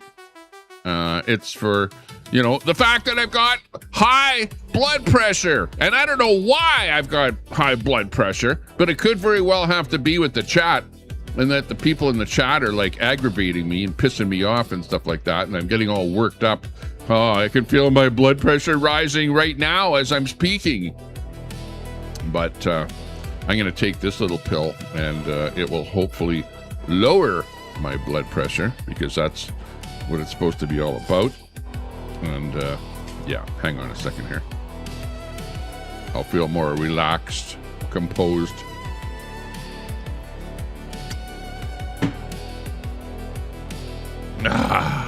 There you go. Hopefully that won't kill me. There you go.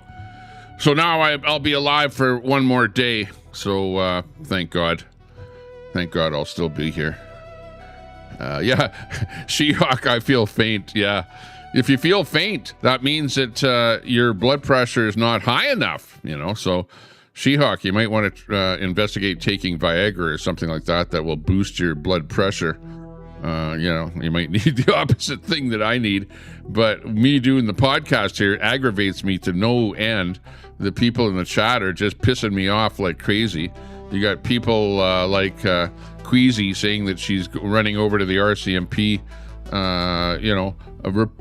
doing a report on me, and I'm going, oh man, oh my God, I don't want to go to jail. I don't want to go to jail. Go outside and get in fist fights with people and all kind of crap like that. So I'm probably better off. Yeah, right, She-Hawk. I'm probably better off just staying at home and not going out into public. Really, honestly, every time I go out there, there's like, especially driving, right? You ever tried driving these days, especially with all the newcomers out there that don't know how to freaking drive? They're like cutting you off. You're on the highway doing like 110 kilometers an hour. You're supposed to be, for every 10 kilometers, 1 car length apart. So, the cars should be 10 car lengths apart on the highway. And these guys, they come by you and pass you and then pull in front of you. And they're like 1 car length in front of you. And I'm going, what the hell? I mean, flashing my lights, you idiot. What are you doing? Cutting right in front of me, 1 car length in front of me like that at 110 kilometers an hour just pisses me off to no end. But at the end of the day, let's get back to the news here and not so much about my personal life and the regimen of pills and minerals and vitamins and stuff like that I take. But there you go. That was my breakfast for the day. A coffee and 10 pills, there you go. One day you'll figure it out and you'll figure, you know what, if I want to, have a plump face and, maintain my muscles, I don't know if I got any muscles here. Well, you know what, I may not have that much in the way of muscles. Well, maybe. Yeah, I do a little bit there. You can see there's a little bit of a Popeye.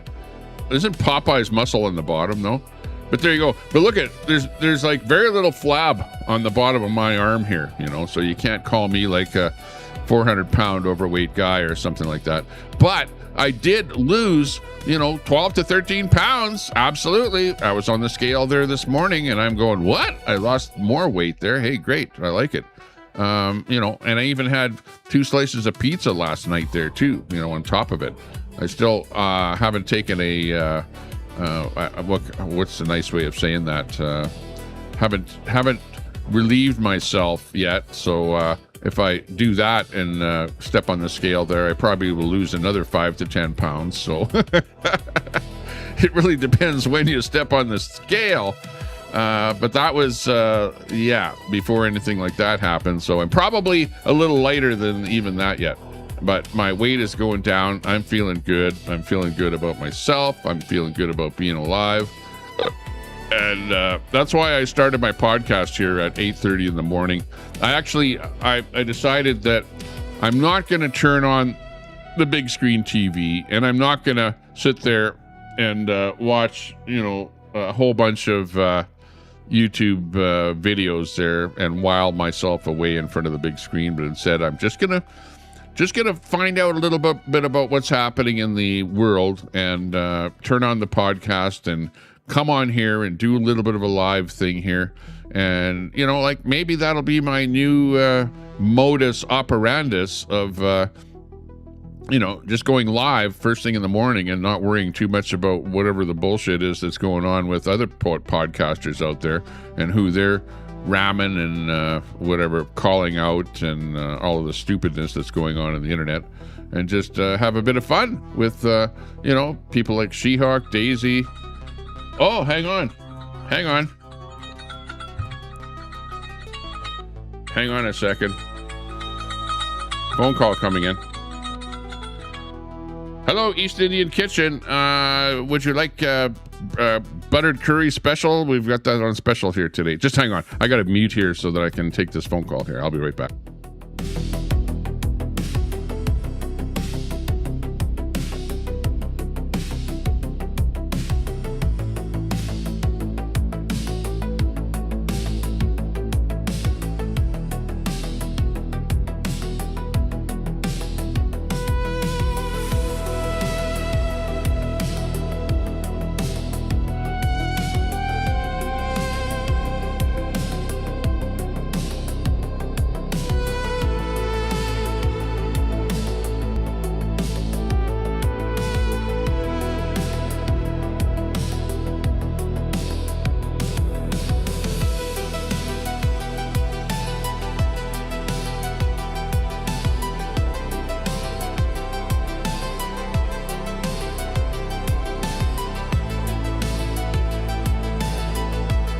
Okay, just had a quick phone call to take there, so that's why my lips were moving, but I wasn't saying anything, which is pretty much my whole podcast, you know? My lips are moving, but I wasn't really saying anything. It's like, life goes on. Where's Brett? Come on, Brett.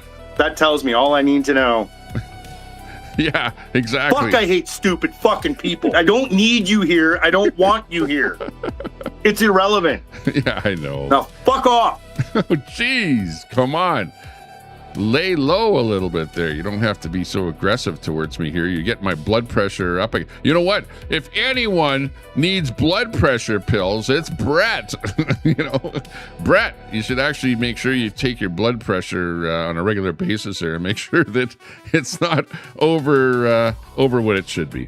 I've been preaching this shit for 20 fucking years. I know. I get it. Same thing with me. Pretty much the same thing. Oh, let's see what else is going on here. Yeah. Oh, let's listen to... no, actually, let's not listen to him. What about Carney? Yeah. Carney... The results from Carney in Canada show that Mark Carney cannot even negotiate his way out of a wet paper bag. You know, he hasn't done anything for Canada. He's a banker. He's not a politician.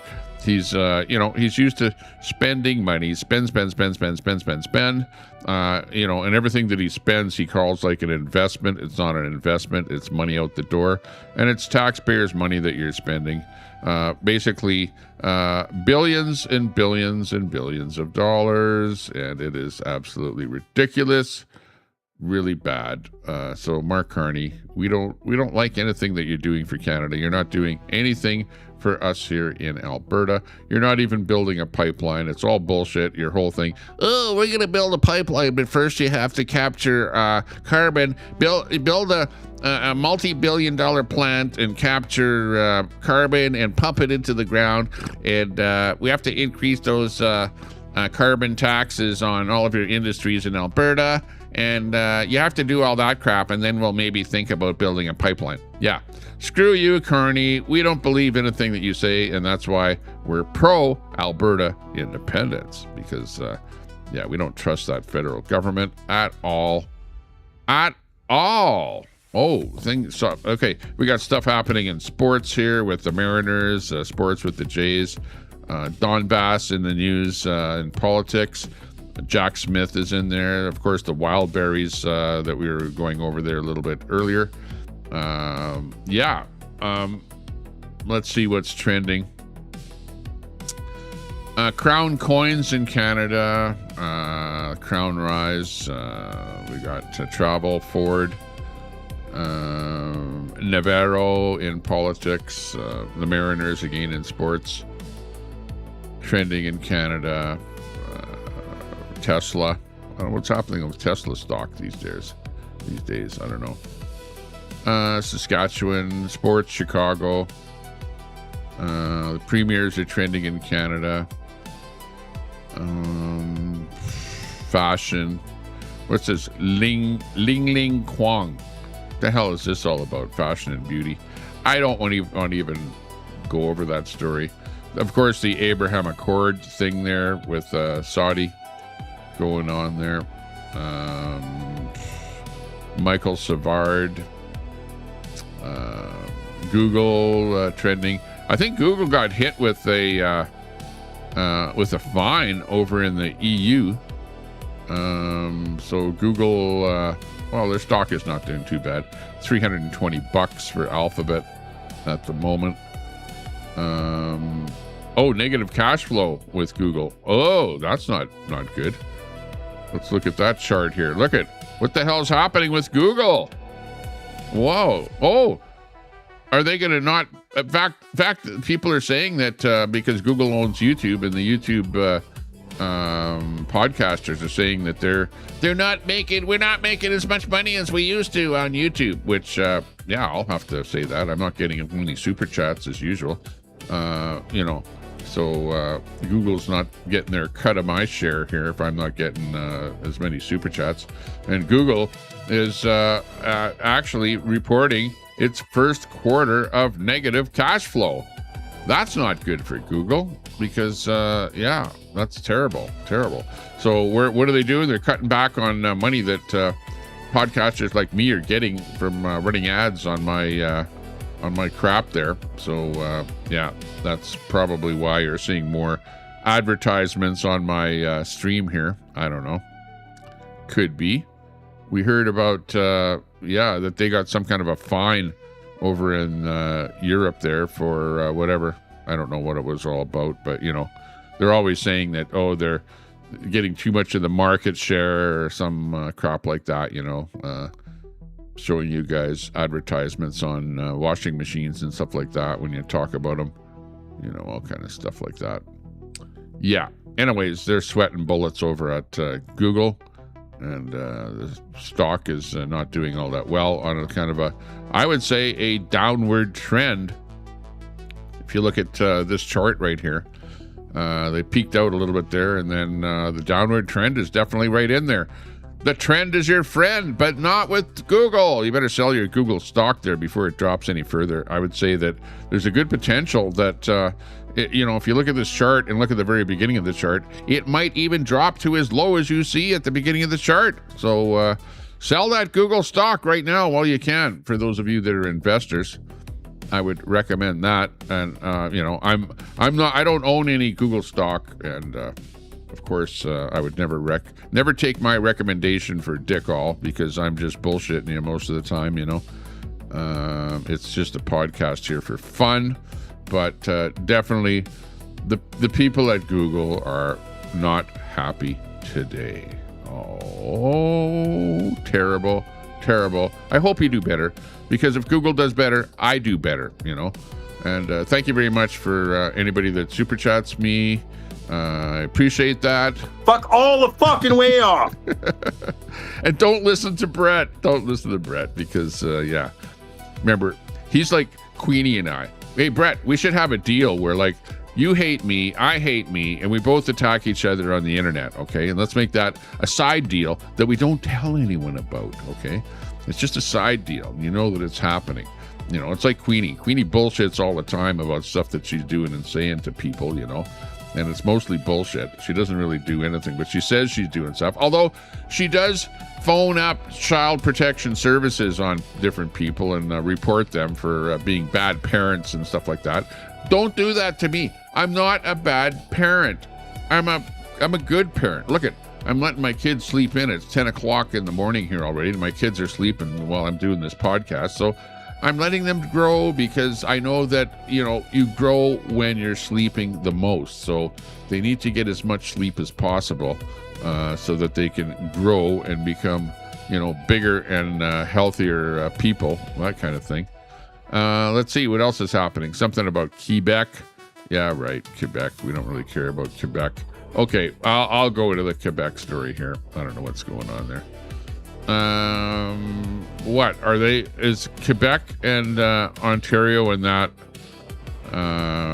Oh yeah. Oh, look at what pops up here. Are they ganging up on poor Alberta, Quebec?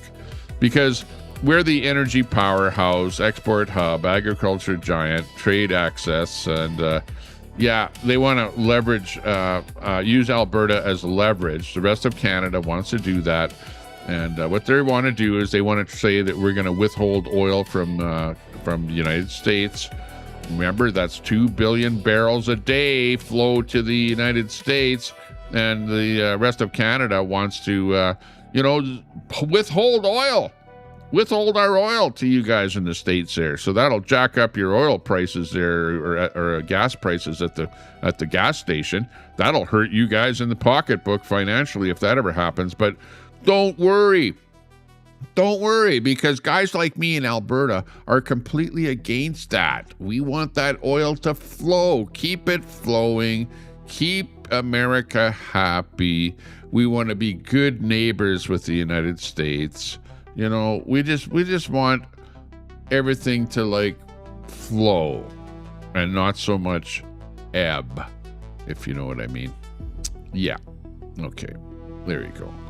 Let's look at some of the stuff that I posted on my Facebook page lately.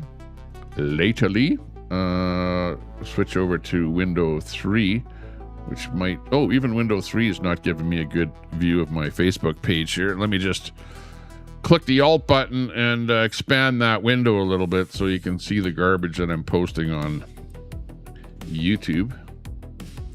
Oh, yeah. We had the... what do you call it? The big thing that happened here. The wrestling match. The wrestling match. Yeah. Yeah, I was at K-Days and we had the wrestling match that happened there, which was epic. Absolutely epic. Hang on a second here. Let me just pause that a little bit. Zoom it to the beginning. And you can listen to this little clip. It's just a short clip, but this was the wrestling match that happened at the exhibition grounds there in Edmonton. And I was there, and I was doing the commentary on it with my video. If you missed it at all, this is a little excerpt from it. And there was a guy by the name of Burger King, a wrestler. Believe it or not, the wrestler's name was Burger King. And there was a few other guys, some Mexican guys that, he was beating up and stuff like that. And yeah, here's a little excerpt from what happened during that event. And this is me doing the commentary. The Ed Whalen, if you know anything about Alberta wrestling, I was like the Ed Whalen announcer on the whole thing. If they wouldn't have caught him, he would have been a frickin' invalid. Absolute invalid. Holy shit. Come on, Ray. Come on. Come on, Ray. Come on, man. What's going on there, man? You're awesome, man. You're my idol. Andere. Taco. You're my idol. One sushi taco. Taco Bell. Kill that taco. No, Taco Bell. Taco. No. Andere. Taco Bell. Chill that Taco Bell. Oh, what the hell was that all about? Sounded like a lightning strike on the ring there. 1-2. He's not out yet. Okay, you got Burger King down on the concrete down here. You got these guys still fighting up there. It's like, holy shit. This is like action like you've never seen before in your life. So give us a thumbs up. Let's go, buddy. Give us a, whoa! A sub. Give us a sub up. Come on, you guys. Get your ass under that couch and do something. Hey, this is the last one of the whole night here tonight, so after this, we're going to have to be showing you the grounds here, but this is quite the action here tonight. Check this out. Oh! Down on the mat again. Here comes Burger King back into the round. He's going to try and pile drive him. It's going to happen. He's back in there. Macho Man, ready? Macho Man. Let's go. Macho Man. Let's go. Let's go, Macho Man. Macho Man. Come on, wake up. Raise the keys, man. Oh.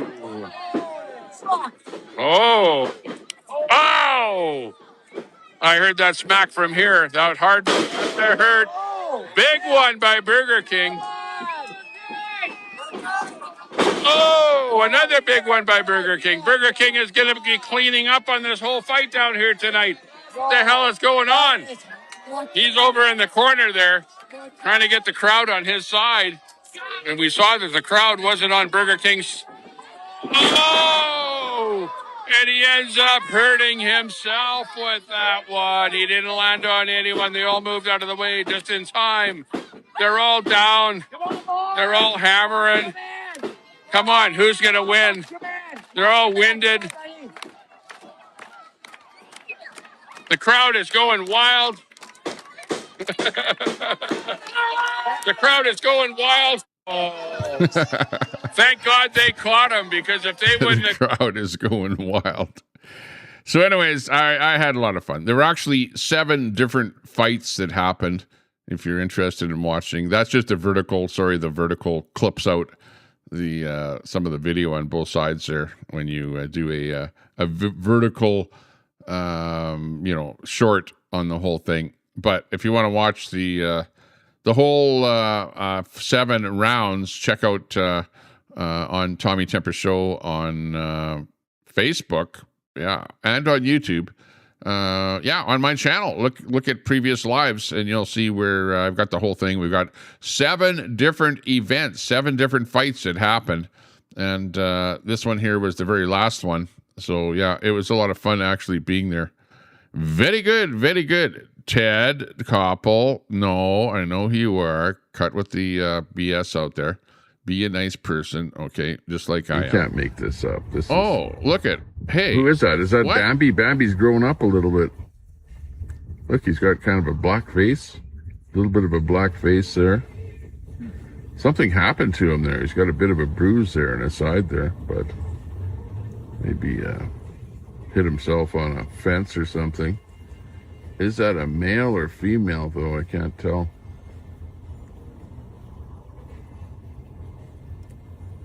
Looking kind of thin there. I can see the ribs right there.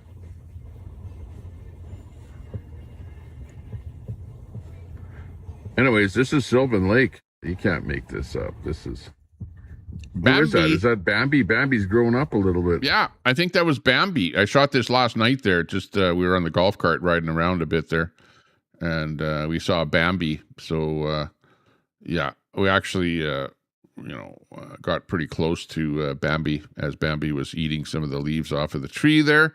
Yeah, you might have rabbits or raccoons or stuff like that in your neighborhood, but we've got deer in our neighborhood here, and we see deer actually quite often. They're pretty tame, and there's kind of a family. There was a mother and 3 offspring. This is one of the offspring. The offspring was just by itself there yesterday. Again, I don't know if that's a male or a female. Couldn't really tell, but could have been a male. I don't know. But yeah, it was very friendly because I was like, we drove right up to it with the golf cart. We were like about probably 30 feet away, and it doesn't come over and eat from your hand or something like that. You shouldn't really feed the wildlife anyways, but it's a pretty robust area that we live in here with lots of different kind of wildlife and stuff like that, and that was just one of the things that we saw there last night, the good old deer. Anyways, this is Sylvan Lake. That was pretty cool. That worked out really, really nice. Let's see. I did a stream there yesterday where I was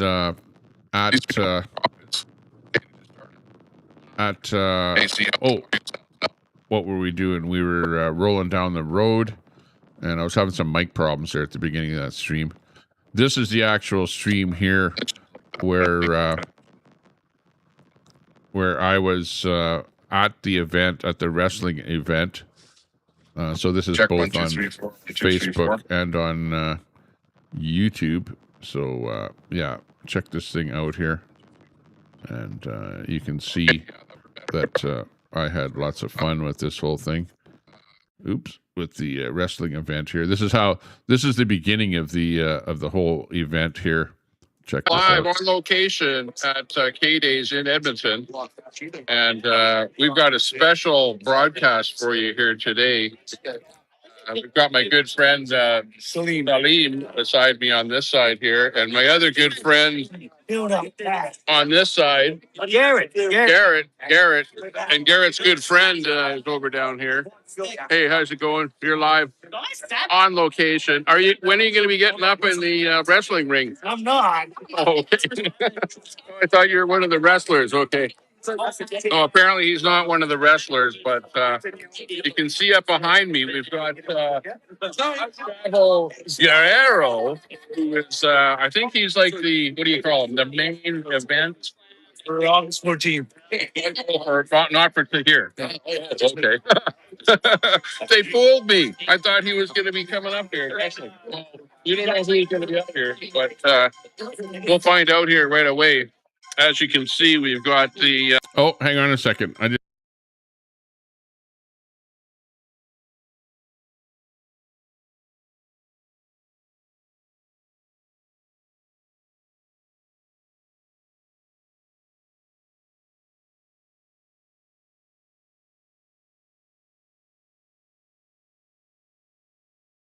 Yeah, I just had a quick phone call there. So back again. The wrestling ring right behind me there, and yeah, we're the other way. The camera's on me, not you. Camera's on you now, though, so you can wave.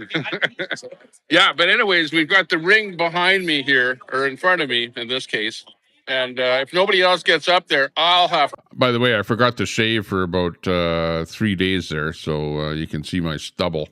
To be getting up there, so you guys watch out for that happening. There you go. Away from the start of live pro wrestling at the KUA stage. Coming to you live. Also starting at 7. Let's go. I know. Daisy coming in from Texas already. Daisy's watching us here. She says, "Let's go. Let's go. Let's go." Like what you see, there you go. Show us some of your winnings here in the past.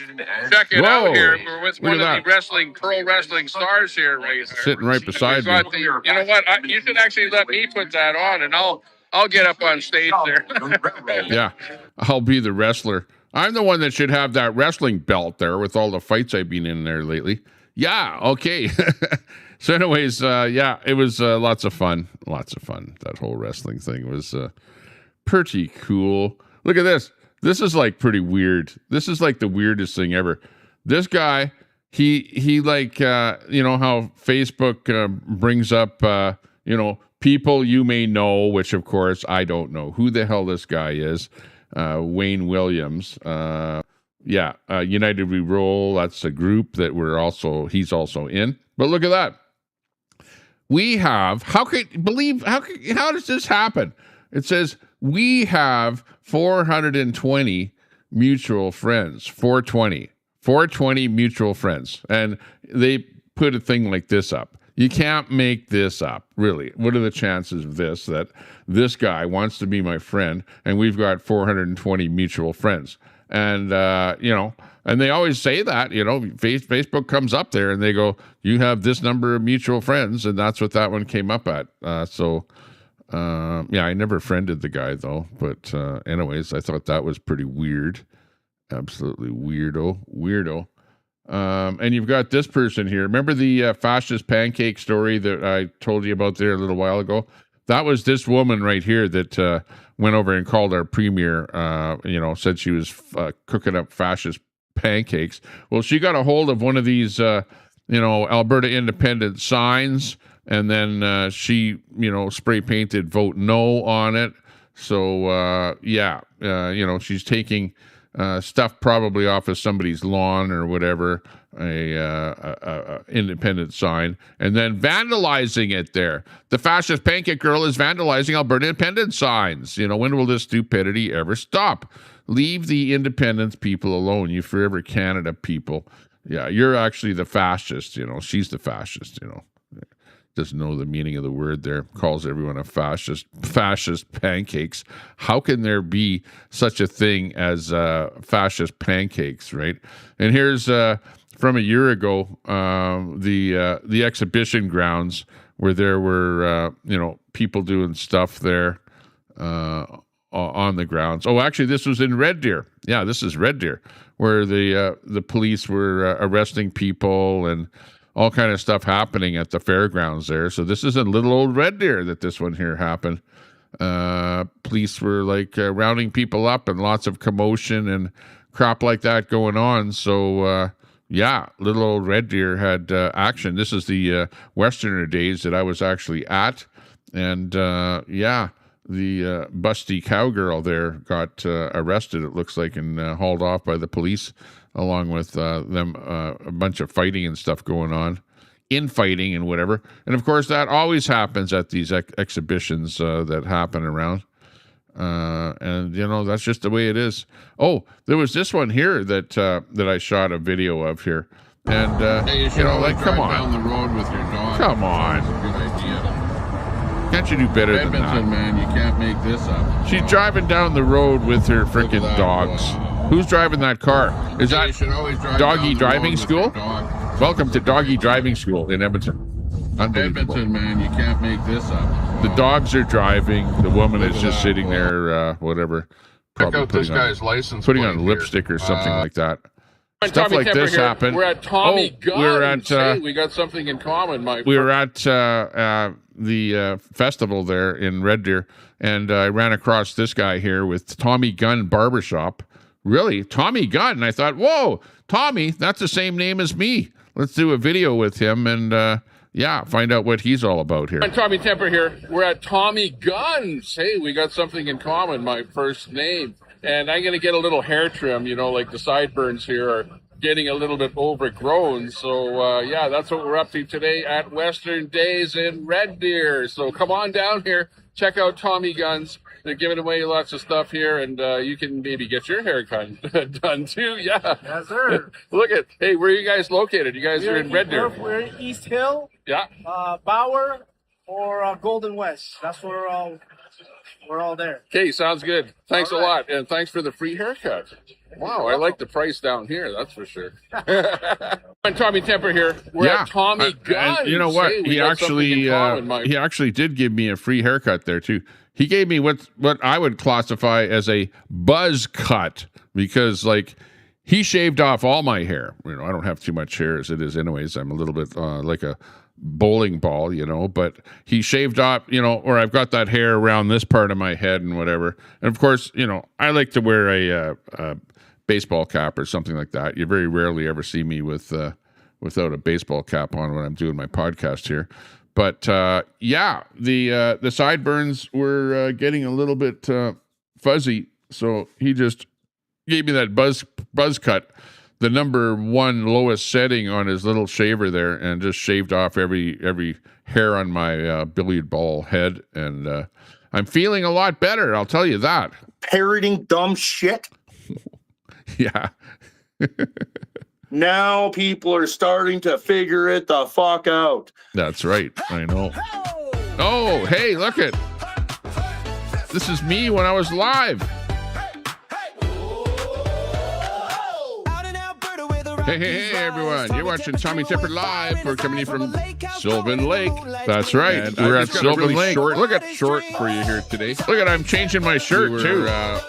Doing a bunch of We're going from the black shirt and we were at the to the white shirt. Westerner Days in Red Deer. And because it is hot out there. I don't know what the temperature is going to today. Probably 27 degrees or whatever. That's hot for up here in Canada. We're in a bit of a, we got rid of that rain and the cloudiness and whatever, and it's trying to be sunshine out there today. I'm just looking out the window. Wow, I can look right behind me here too. And the sun is trying to pop out there, but it's a little bit, I would say, foggy or smoky, not foggy, but smoky out there. So there's smoke in the air. So that's obscuring the sun a little bit, but it's also keeping the heat in. So we're probably going to be going up to 27 degrees or something like that here today. It is hot, and you don't want to be wearing a black shirt. In fact, I ordered some Tommy Temper hats that are white with black on the top here so that I can wear a white Tommy Temper hat. Right now I'm wearing that Alberta Independence blue hat with a logo, the Alberta, wrong side here. The Alberta logo on this side.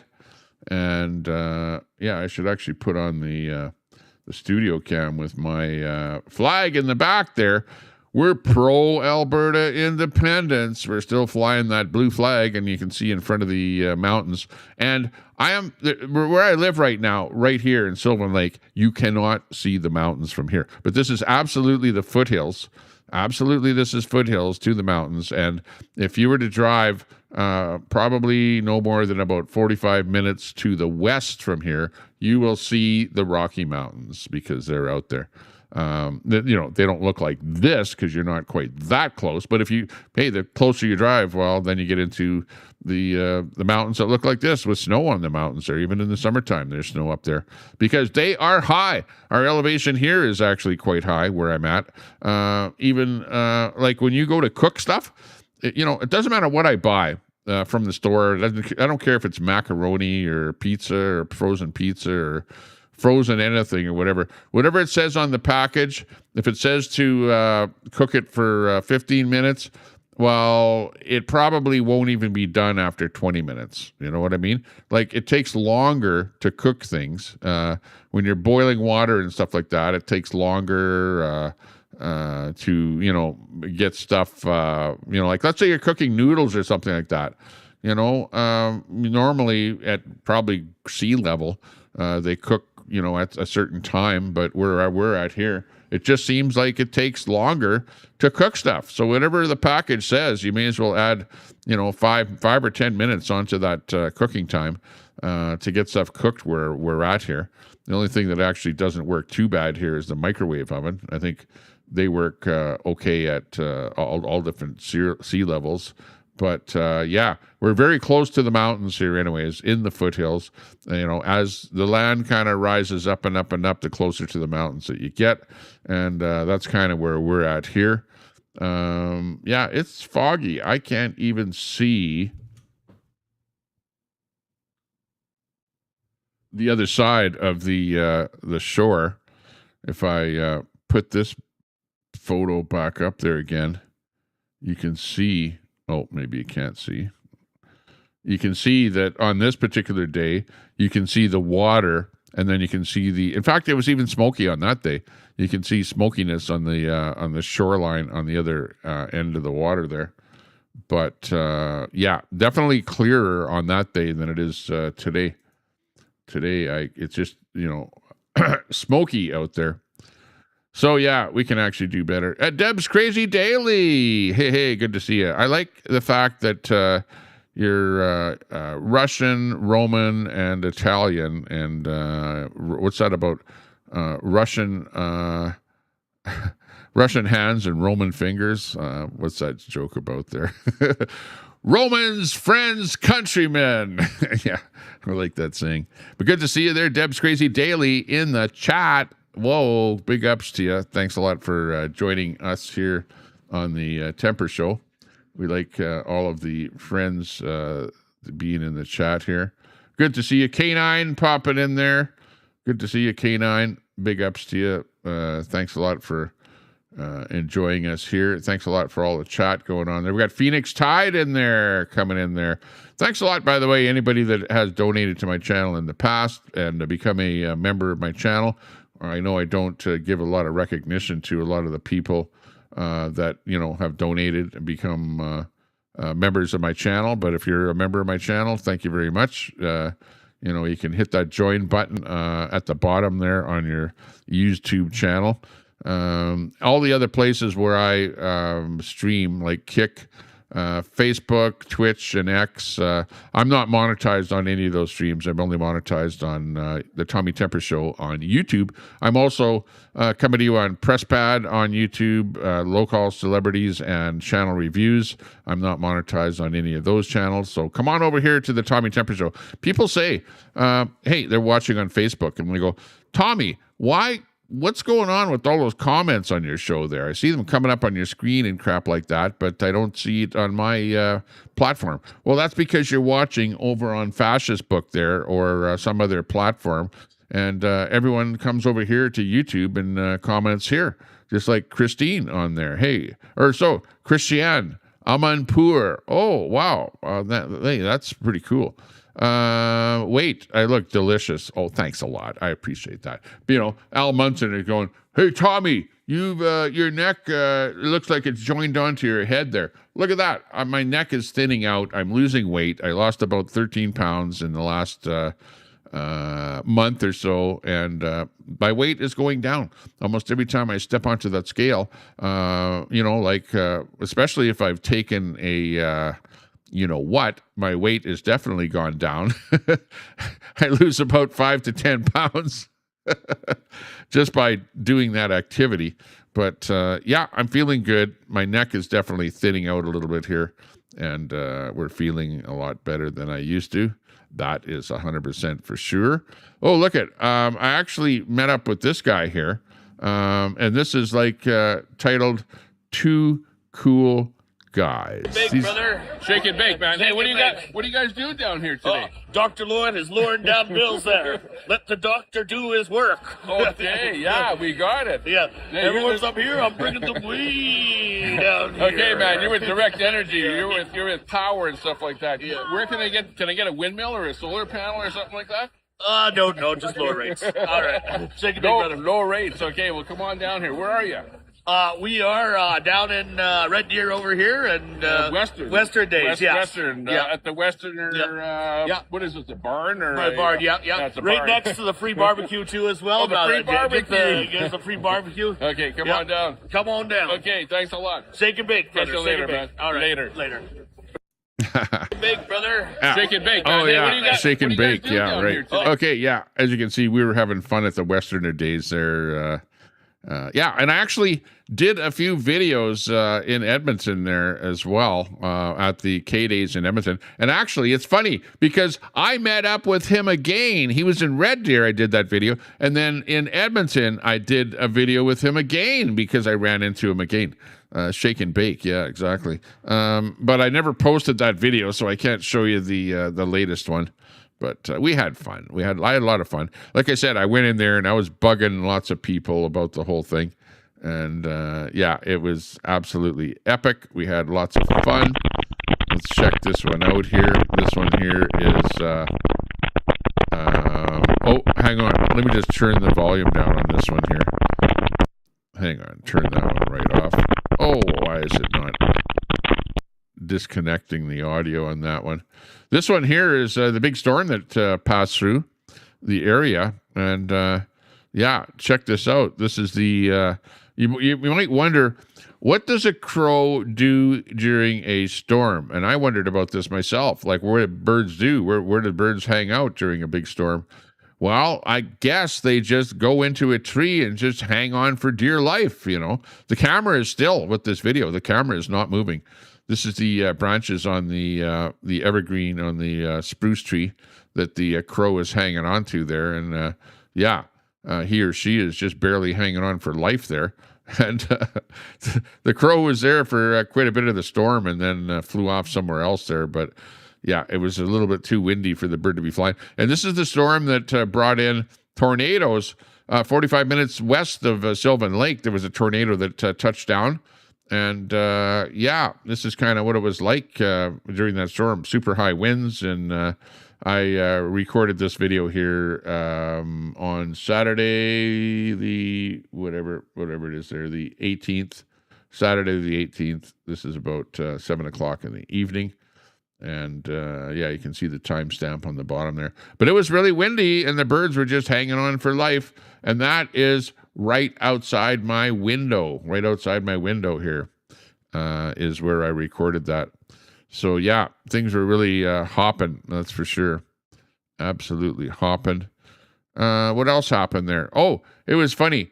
I have this thing here. You guys, I don't know if you're familiar with this thing here. I'm not promoting anything here on my channel here, but I've got this thing here. Of course, it looks like a pair of headphones, but it's an air blower. Air gets sucked into these two earpiece pieces here, and then the air blows out of this whole thing. You put it on like this, pointing upward, and it just keeps your neck really nice and cool. Nice and cool. Check. Oh, I just turned down my earphone here. I can't hear myself there. There we go. But it keeps your neck nice and cool. And I had one there at the exhibition grounds, and we found a table where nobody was sitting there. And then I decided, hey, we're going to do a prank here, and we'll do a prank by selling something or other at the booth here. And I decided to sell the air conditioning unit there. And this is part of it here. I don't actually show the prank part of it here, but this is the setup on the whole thing. Let's see. At the days in Red Deer, and let me start it over we were here. over here. And guess what? We've got a booth here at the festival at the Western Days in Red Deer, and we were actually selling this product here at this booth here. And it's just a prank though, right? It's a prank booth, right? But this couple came up here and they tried it on and they wanted to buy this off of me. Can you believe that? We should actually be selling these down here. Yeah, can't make this shit up. We're down here at Western Days, Tommy Temper Show, having fun. See you later. Yeah. Going Tommy Temper here, and so guess what? We've got a booth. Did that prank, and yeah, that was fun doing that. I was having lots of fun down there. We were doing all kind of stuff, and then walking up to vendors that are selling crap and bugging them about their products and stuff like that, and doing the odd video with people, and yeah, some of the stuff got posted. There's this lady here that... Hi, everybody. I'm Teresa from Sylvan Lake, and this is my brand and company called Pocket. We make them in Sylvan Lake for all of you that want to go out walking, jogging, or hiking with all your cards, keys, cash, lip balm. If you're golfing, you can put your scorecard in here. You can find us at www.poccot.com. Yeah. So... yeah, she was also another nice lady there. From Sylvan Lake, too. Yeah, she's right from Sylvan Lake, from right where I live here. And she's got her product that she was selling there. So that was nice to see her down there. Yeah, I actually did a video there. And it was hot, too. Really hot. You can see here behind me is a shot, and it's like 29 degrees. At Westerner Days here today in Red Deer at the, I think it's the Westerner Park here, and it's a virtual mecca of people down here. You've got all kind of rides and stuff going on, and I'm going to go inside of the pavilion here right away and check out some of the people that are selling mops and hand cream and crap like that right into that building right there, because it's 29 freaking degrees out here, and even with this little cooler here, we're sweating. So, hey, check out some action inside. Yeah. I just got that little device there. So, yeah, my wife brought it and gave it to me there and said, here, try this thing on. But it actually does work. It does work. I would absolutely recommend that you buy one of those little air conditioner devices there. It blows cool air. Well, not cool air, hot air. It blows hot air onto your neck. The same, it doesn't decrease the temperature of the air at all. But if you're, you know how you sweat a little bit, and then what that air does is it, you know, blows the sweat off of your neck and whatever, and cools you down, you know, like, you know how the reason that you sweat is to cool down. So this kind of helps that sweat to come off of your skin and then to cool you down. So absolutely would recommend that you get one of those things. It's definitely a lifesaver on a hot day. If I lived anywhere like you guys, like Daisy down in Texas or something like that, I absolutely would be wearing one of those things. There's no doubt about that. It's just plain craziness to be outside during hot temperatures. So we got Ted Koppel in there. Hey, Ted, good to see you. Thanks a lot for showing up for the big shoe here today. Yeah, anyways, we did lots of stuff. Oh, what's the biggest one I did here? There's the police one. Let me bring that one up here. You will never believe it, but we actually got a lot of views on this one video on Facebook. If I can bring it up here. Hang on a second here. Bring up the right video here. Okay, here we go. This is the one. Oh, because it's a Facebook one. Gee whiz. Okay, I'll just kind of roll it a bit here. Okay, this is the one where I got a lot of views on this one here. And we did pretty well on this one here. I got, with this video, this next video here, I got, if you know anything about Facebook, this one got 1.6 thousand reactions, 580 comments, and 149 shares, and probably about 550,000 views on this video. Okay. Now, if you know anything about Facebook or YouTube or anything like that, you know, you're probably lucky to get 1,000 views. You're probably even luckier yet to get 100,000 views. But I would say that a video would be extremely viral if you got 500,000 views. And this video got over 550,000 views. This video got. So, yeah, you'll watch here right away and just listen carefully to the audio on this video, and you'll know why it got the number of views that it got. It got pretty much by the reaction, and it's kind of a reaction video. I shot this right here in Sylvan Lake. I was just happened to be over hanging out on the beach there, having fun, and then I turned around and I looked and I go, oh, there's a bunch of RCMP over there. So I just kind of popped across the street right at the right time as this vehicle rolled in here. But just listen carefully to the audio here.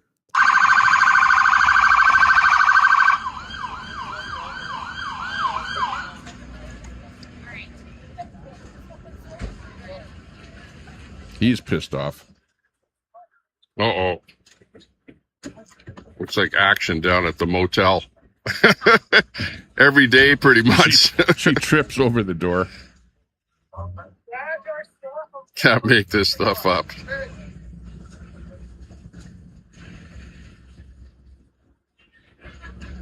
Tommy, we don't need video. Did you hear that?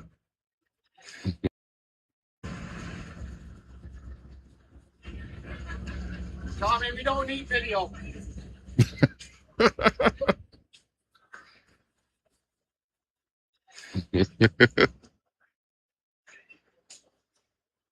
That's what got the 500,000 views, is that comment, believe it or not, because people picked up on that. And they go, hey, the RCMP know you, Tommy. Uh-oh. And they win in the room up there. Video. And people are going, hey, you've got a right to video. You know, if you're in public. And I was standing on the sidewalk there, by the way. I wasn't on it's the like they're property. trying to get him out of the room, maybe. They're trying to get some people that are doing stuff, whatever, out of some rooms and stuff like that. It was like a landlord-tenant dispute. So it's pretty much action down here almost every day. Look at this. You've got 4 police cars, 4 RCMP down here. And it's pretty much the whole detachment. Now he's in that room upstairs there. They're doing their thing. Of course, the RCMP are just doing their job, just trying to keep the peace. So, you know, I've got nothing negative to say about the RCMP, that's for sure. But, yeah, it's just always some kind of action down here at this motel. The beachfront resort is what it is. But apparently they don't need video down here from me, so... But, you know, it's your constitutional right to... Well, charter within the Canadian Constitution. Video anything in public. Charter right. So, yeah. This happens to be public here right now.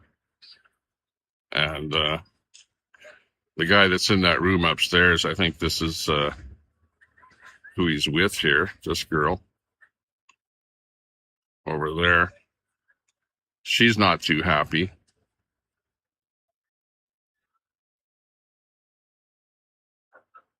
And, it looks like they've got the door open a little bit there, and they're talking to the guy that's inside there.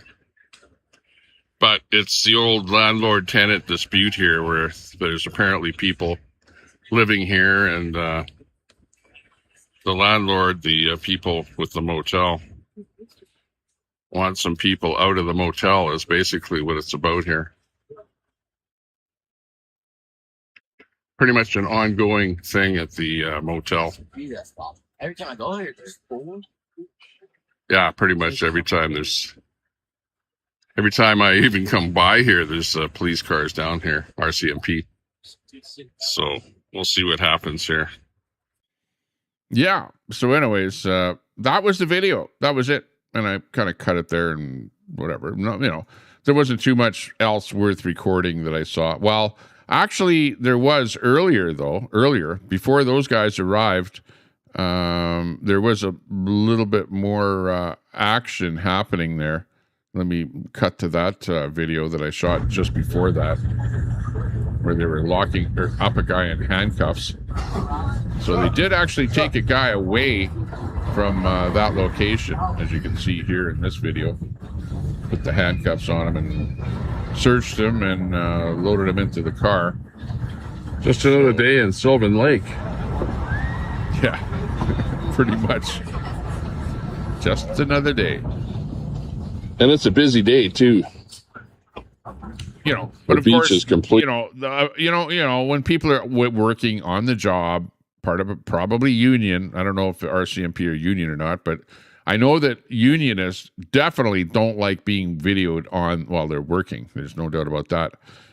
But if you're a public servant and you're in the public and other people are in public, expect to be videoed. You know, like expect it. Expect that it's going to happen. And don't try and stand in the way of the media, you know.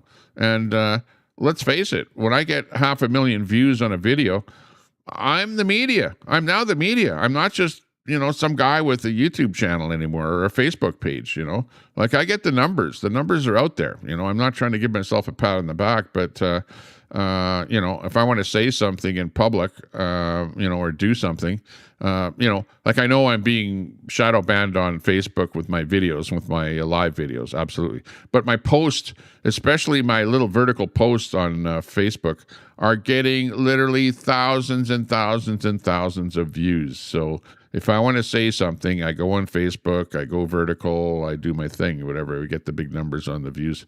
But yeah, you know, stuff happens in Sylvan Lake, and you know, I don't care whether it's good or bad. You know, I'm gonna be there, and if I'm standing there, my little cell phone is, you know, my video camera. I'm gonna turn it on. I'm gonna do a video, and I'm gonna post it. And I don't give a shit what anybody else says out there. That's it. If you don't like the publicity, well, don't be out in public. If you're a civil servant and you are out in public, expect that, you know, it's not private, okay? You're in public, and you know, those anybody else that's out in public has a constitutional right in Canada, anyways, to and it's a charter right as well. So people are going to argue about that, but in Canada we do have a constitution, and we do have a charter under the constitution. Is how it works. So yeah, it might happen. Completely full of people. See, the beach was full. And for those of you that are going, oh, Tommy Temper, you're a creep because you're videoing children on the beach.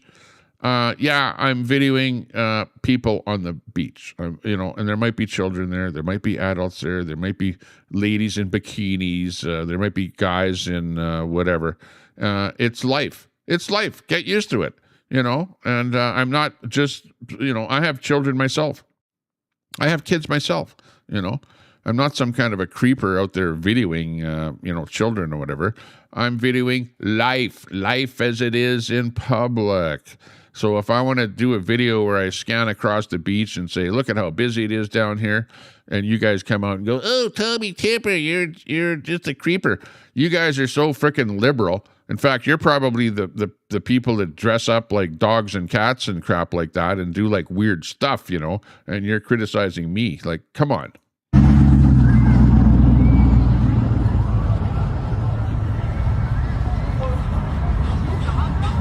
Oh, and this guy here looks like one arrest. Yeah, you can see with no shirt on there. He actually comes running up to me and he goes, I know you, aren't you Tommy Temper?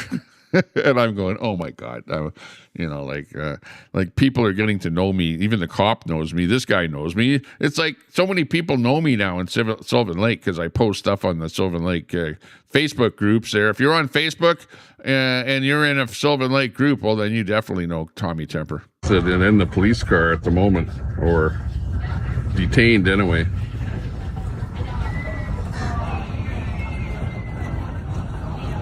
Crime in Canada. This is another issue of crime in Canada. And this guy, he was one of the residents in one of the motel rooms there, and for I don't know what happened because it happened before I got there. So apparently, in fact, I should actually talk to the other guy that is still there and find out what happened to this guy here, what he did wrong that ended up him in the police car. But anyways, that was like part of what's happening down here. Crime in America is saying that he talked to RCMP. And yeah, they didn't have much good to say about Queenie. You had to talk to them about Queenie. Yeah, so I don't know what you found out or what they said about her, but I know that when I was at the RCMP office, and I just casually was talking about Queenie to the RCMP, that I won't say what they said, but I will say that they didn't have anything good to say about Queenie. That is a fact. So, I'm not trying to start any argument or infighting or stuff like that, but, I know that Queenie likes running to the RCMP and, belly aching to them about crap that's going on. I'm being stalked. People are watching me. People are saying they're going to come over to my garage sale or yard sale. She doesn't even have a garage. She's living in the trailer park there. Yeah, it's, she's just so paranoid. She's so paranoid. She calls everyone out. She calls people predators and all kind of stuff. She's called people names ever since she's gotten onto YouTube. And then when anybody says anything about her, it's like, oh, right away she's running to the RCMP. Like, it's so pathetic. It's so childish. It's unbelievable. And as far as I'm concerned, go for it. Go for it. Go and blab all you want to the RCMP. All it is you're just wasting their time. You're wasting your time. And nobody's going to get arrested for anything because there is nothing that that you're saying that is criminal activity. Yeah. K9, you're the one posting kids pics. Yeah. I absolutely do video people out, and there might very well be kids there, and I don't edit stuff that I post. I'm not in particular taking pictures of children or children and doing lewd things or stuff like that. But if there happen to be families and stuff like that, hey, they're going to be a part of the video. And that's all there is to it. So suck it up, K9.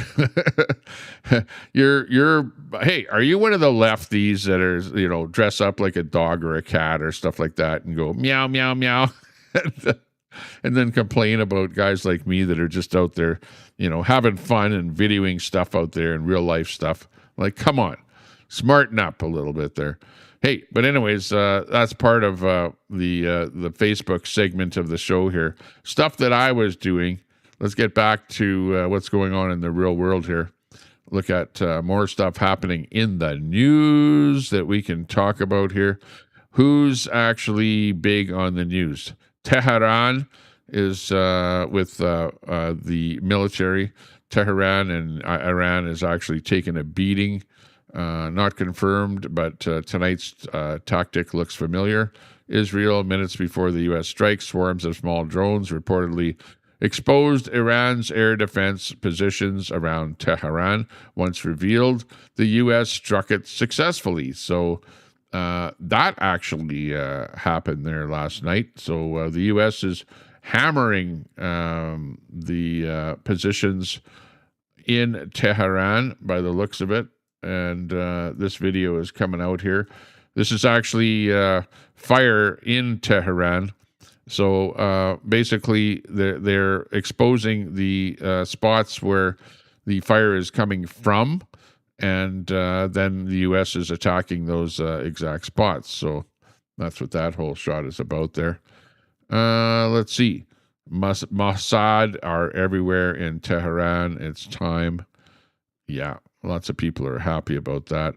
We've got this shot here where, the Americans are attacking Tehran, and this little meme came out here, and you can see the aircraft bombing Iran all over the place, and there's the Islamic regime that are running for cover all over the place. So that's basically, the gist of what's happening there today over in Iran. The U.S. is dominating. But, so far, I don't know that the U.S. has any kind of boots on the ground within the country of Iran. They're basically just using bombs and, warfare from the U.S. Aircraft, the military, and they're basically taking out every spot that they know that is, being occupied by the Iranians. That's what's happening. So I guess if anything does really land, or any landings of the Americans on the territory, which, I thought that would happen a long time ago. The boots on the ground thing. I thought they would be taking over some territory there by now, but apparently they want to bomb whatever they can before that might happen. Whether it will happen or not, I don't know. I guess we'll see in the future whether or not that actually happens. But it's a big thing that's happening there. Let's listen to this story here coming in from, let's see, I'm not sure, MS Now. MS Now is the source on this one here. Let's listen to this. Pentagon leaders hold a briefing on the Iranian war. Let's listen to a bit of this briefing here. Finding and fixing their leaders and their military leaders. Flying over Tehran, flying over Iran, flying over their capital, flying over the IRGC. Iranian leaders looking up and seeing only U.S. and Israeli air power every minute of every day until we decide it's over. And Iran will be able to do nothing about it. B-2s, B-52s, B-1s, Predator drones, fighters, controlling the skies, picking targets. Death and destruction from the sky all day long. We're playing for keeps.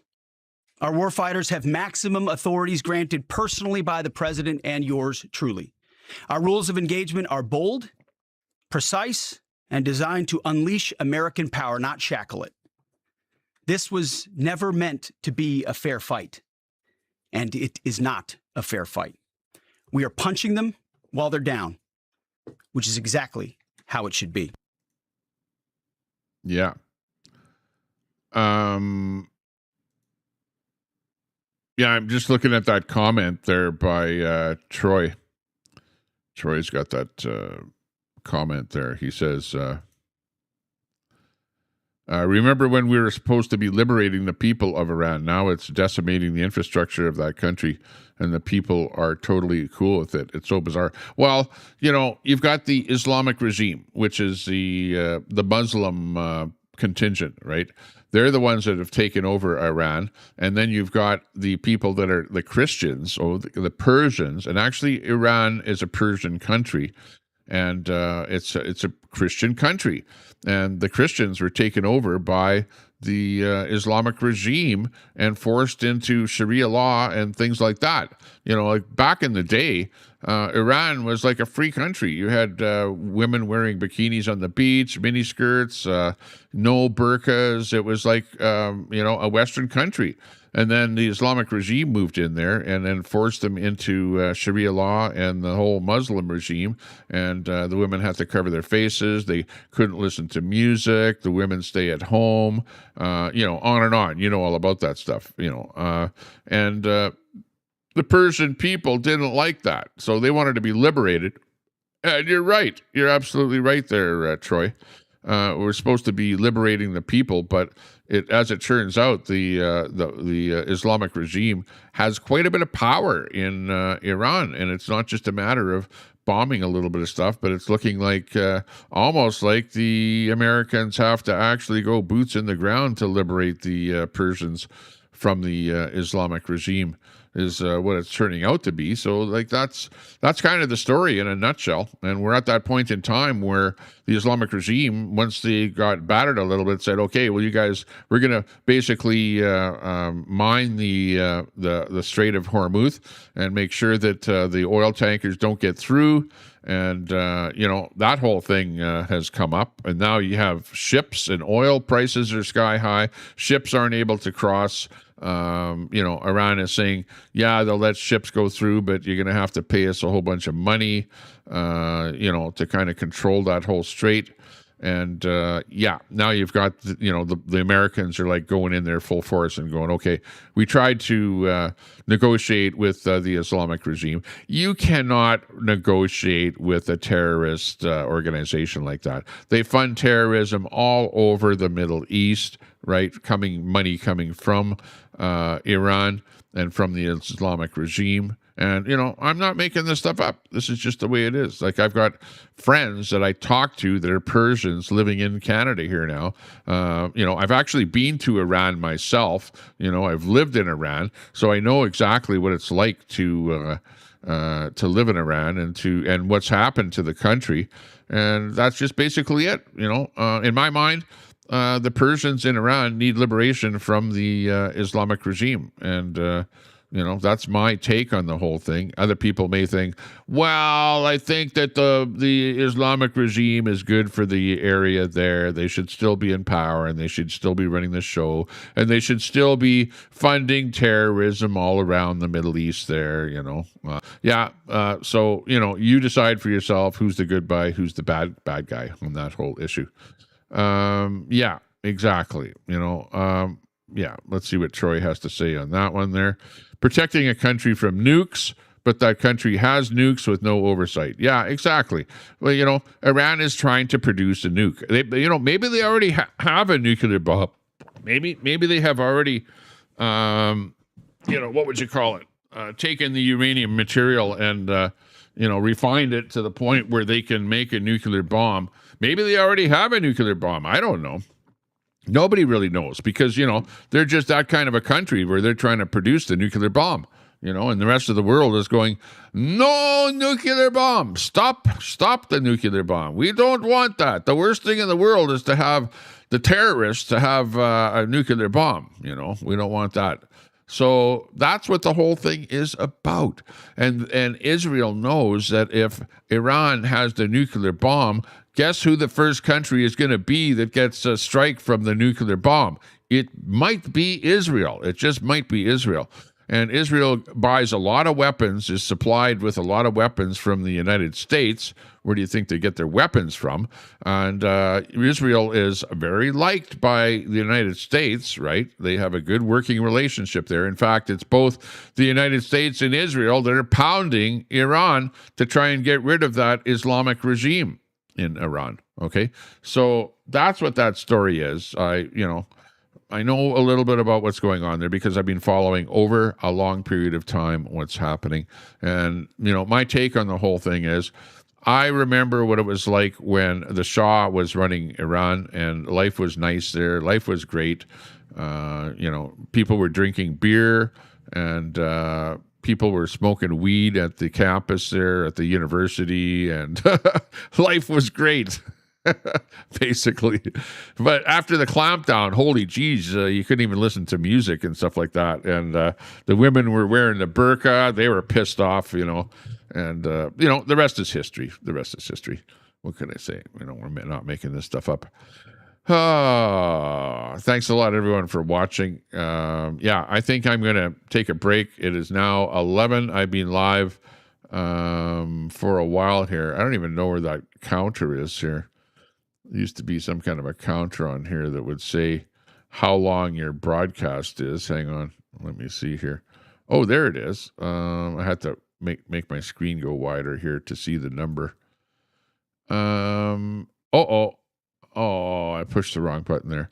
2 hours and 37 minutes I've been live. And have I gotten super chat? Does anyone see any kind of a super chat going by on my stream here? Come on, I didn't even get one super chat on the entire stream. Other people, they stream like, man, they do an hour stream and they get like super chat, super chat, super chat, super chat, and they only read their super chats. They don't even read anything else on their screen except their super chats. Me, I'm lucky if I get one super chat from Mama Red, or thank you very much, Mama Red. Or let's see, maybe I've gotten super chats from U-Haul, from Phoenix, even got super chats from Brett. over a period of time there. Thanks a lot, Brett. Thanks a lot to anyone and everyone that has ever given me a super chat on the channel. Do appreciate that. Ayatollah, I don't recall ever getting a super chat from you. You got to share. Come on, share that welfare money. Get it out. Yeah, sorry about that. I don't like to call people out like that, because then they go, Tommy called me out, I'm not coming back anymore. But we do appreciate your company, though. Definitely, my chat covers the internet like a wet blanket, and I appreciate all of you. I don't care if you're Palestinian or you're Jewish or whatever. You guys need to get together, form some kind of a peace treaty where you're not fighting each other all the time, and just be nice to each other, And I give people mod wrenches in the chat there, because I like you, because you're a frequent flyer over here on the Tommy Temper Show, and I really appreciate that. It's like love and good times for everybody here. Tommy is going the Oreo way, and it's going to start asking for buy me a coffee every 30 seconds. Yeah, I know. I don't have buy me a coffee. All I have is the only way that I derive any kind of income on all of the social media thing. Well, I should say Facebook. Actually, to be honest with you, I make a pretty good coin on Facebook. Like Facebook is nice to me, in fact, better than YouTube, it's kind of funny about that, but hey, it's true, absolutely true. And it's really, Ayatollah says, I enjoyed the wrestling. Hey, I appreciate that. I would really, really love to go on August the 14th. There's going to be a big wrestling match in Edmonton there at the venue that they were promoting. And I don't know if I'll go to that event. I have no idea, but I might very well go there. If I do go there, I'll see whether or not I can video that event, because in fact, if I do go, I'll have a stabilizer on my camera, the gyroscopic stabilizer, because I didn't have it with me. And I had that whole thing, that whole event, I was holding the phone in my frickin' hand, and my hand was about to fall off after that event there. If you're doing something for an hour holding your phone, it's frickin' ridiculous. But yeah, I had a lot of fun doing that, so I'm glad that you I should get permission and go inside. Yeah, absolutely. They probably would give me permission too, because I get some eyeballs on the event there, and they get more people doing their thing. Let's see what's happening. The Houthis claim strikes on 2 Saudi tankers in the Red Sea. What visuals show about recent damage to the U.S. military sites in the Middle East, because they've been damaged by Iran. 3 airports plan to ditch TSA agents amid a push for private security. Oh, that's interesting there in the States. Saudi Arabia's nuclear plans. They've got plans for nuclear power plants in the future. U.S. troops seriously wounded in recent strikes. They were flown to Germany for help. And that was Spin City News that was telling me about that one there too. What's this? Hitler's birthplace in Austria is now a police station. Wow, that's an interesting story. How the Trump administration, their nuclear deal with Saudi Arabia may work. Well, let's hope that it works, because if it doesn't work, they might be making a bomb, which we don't want that to happen. Oh, and we've got the Canadian wildfire evacuees outraged over lacking support and poor communication. Yeah, well, that's pretty much par for Canada. There you go. Rubio and Chinese diplomat make plans for Trump and Xi's Washington summit. So we've got that story coming up. And Danielle Smith said, model scout who connected women to Epstein is found dead in France. Oh, it's not Danielle Smith, but Danielle Siad, not said. So something going on there with that story. But the big one is the coveted U.S. nuclear deal coup for Saudi crown prince. So that's pretty good. Yeah, Trump has got a 50% tariff on Canada. what we know and what we know next. Because, yeah, Canada has tariffs on milk and dairy products and chickens and stuff like that, that they don't want American products being brought into Canada. And there's like 400% tariffs, up to 400% tariffs on stuff coming in from the United States. Trump doesn't like that at all. And, yeah, and then you've got Doug Ford banning U.S. booze coming into Ontario. So there you go. Ukraine's new military chief faces a monumental test. Firing of Ukraine's top general signals the end of an era. Yeah. Oh, that's interesting there. And there was also a person that was in charge of the drones and all that kind of stuff got fired. That was it. A Mexican town was known for lettuce. Now it's because of cyclospora. That's causing diarrhea and stuff like that. So people are like not buying lettuce and not eating lettuce that are coming from that Mexican town. See which 52 places to go. Yeah, where's a good place to go? Maybe Poland. Well, I don't know. It's pretty close to Russia. I don't know about Poland. Bangkok, though, yeah, that might be a safer place to go for a little bit of a holiday. After decades of caution, Germany is shaking up how it makes weapons. And K-pop, hey, that's like the stuff that I'm drinking there. K-pop. Yeah, Japan's K-pop jeans hints of comeback after a months-long feud with its label. And Japan is startled by Prime Minister's grueling sleep schedule. I don't know what the hell's going on there. Talking about some guy in Japan sleeping. Iran's neighbors long for a deal, any deal.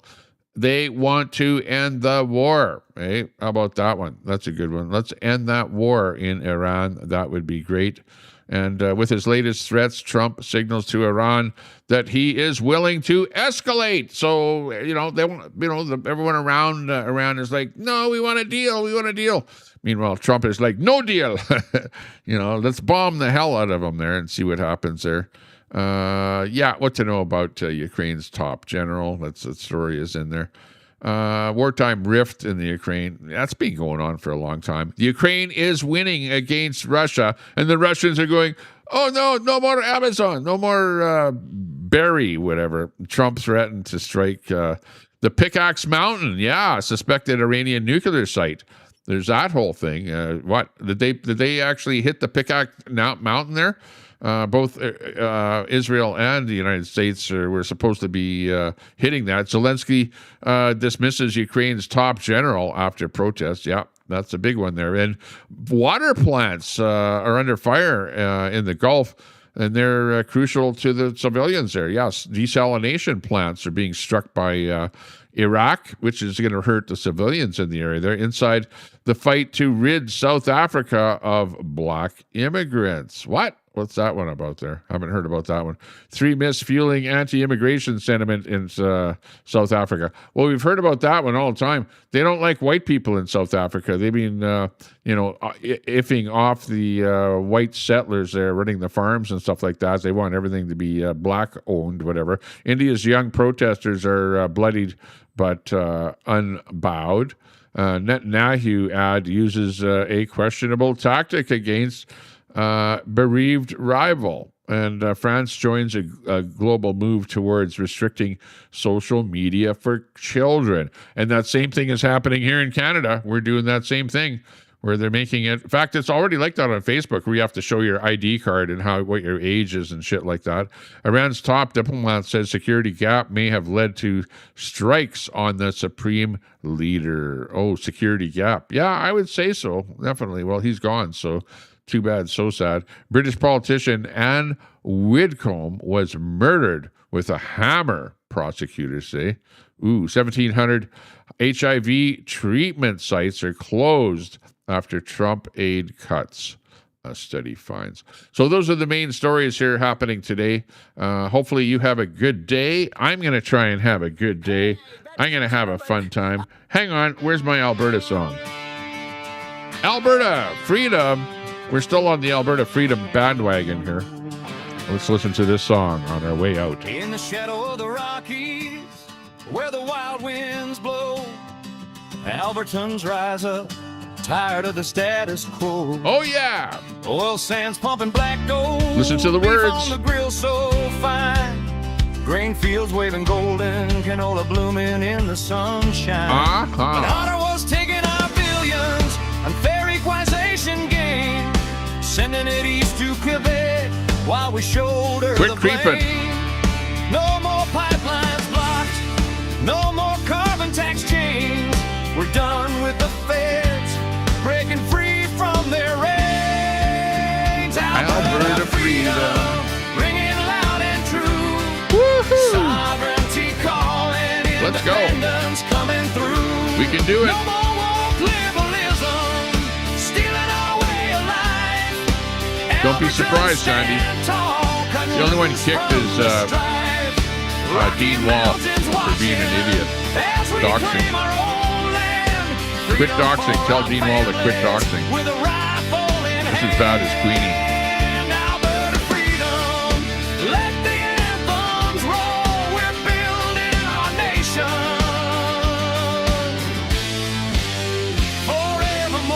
Forevermore. From the prairie to the peaks, where the eagles soar high. We're sick of the traitors calling us traitors. That's a lie. Oh, you got modded and then it got taken away? Oh, come on. Pay, while they push their agendas, turning That's night sad. into day. Beef ranchers and farmers, grain silos stand proud. Oil rigs turning profits under Alberta's cloud. No more begging for ports, landlocked but strong we stand. We'll negotiate our future with the world in our hands. That is terrible. Alberta freedom, ringing loud and true. Sovereignty calling, independence coming through. No more woke liberalism, stealing our way of life. Albertans stand tall, cutting loose from I know. I don't like a lot of what Bullet says and does. Honestly, I don't. Bullets, you know that. That's why I don't want to be a mod in your chat. Just so you know. And you're walking a fine line over here. I don't like doxing. Crap like that. Forevermore. They say it's illegal, but self-determination's all right. Like Ukraine from the Soviets, we'll fight through the night. No more sending our wealth to fund their endless schemes. Our pensions rising, fulfill I like you, Deb. dreams. Tired of the liberals, their rules and their games. Albertans awakening. Frequent flyer. Deb's Crazy Daily. Check out your channel. If anyone has a channel and you want to promote your channel, type in !link right now so my bot can show your channel. Do it to it. Have some fun. We like promoting all small channels. Everyone should have lots of viewers out there. It is so hard. It is so hard to build up a YouTube channel, let me tell you. Grazing free, oil sands fueling futures as far as Yeah, Deb, I know that. I know what you're talking about. Kinna apologized to me, by the way. She came in my channel and apologized. Or no, it was in RV's channel. And RV had a meeting there with SW. They were live there. I was listening to a bit of it. What is it? SW told them, first of all, wash your laundry and then get a haircut. Whoa, what the hell's going on there? RV, you're slacking a little bit there. Got to make sure that laundry's washed and you're looking dapper, just like me, with a nice clean white t-shirt. Look at that, feeling good, nice and showered up, ready for a day of action. Thanks a lot, everyone, for tuning in. Without you, I wouldn't have a show. This show is all about you, for you. Maybe RV will tour Queenie's house. Yeah, maybe I should do that. Hey, Hey, I'm thinking about buying another house here in Sylvan Lake. I think I should go on a little RV tour of interior tour of some of those houses that are for sale in Sylvan Lake. What do you think?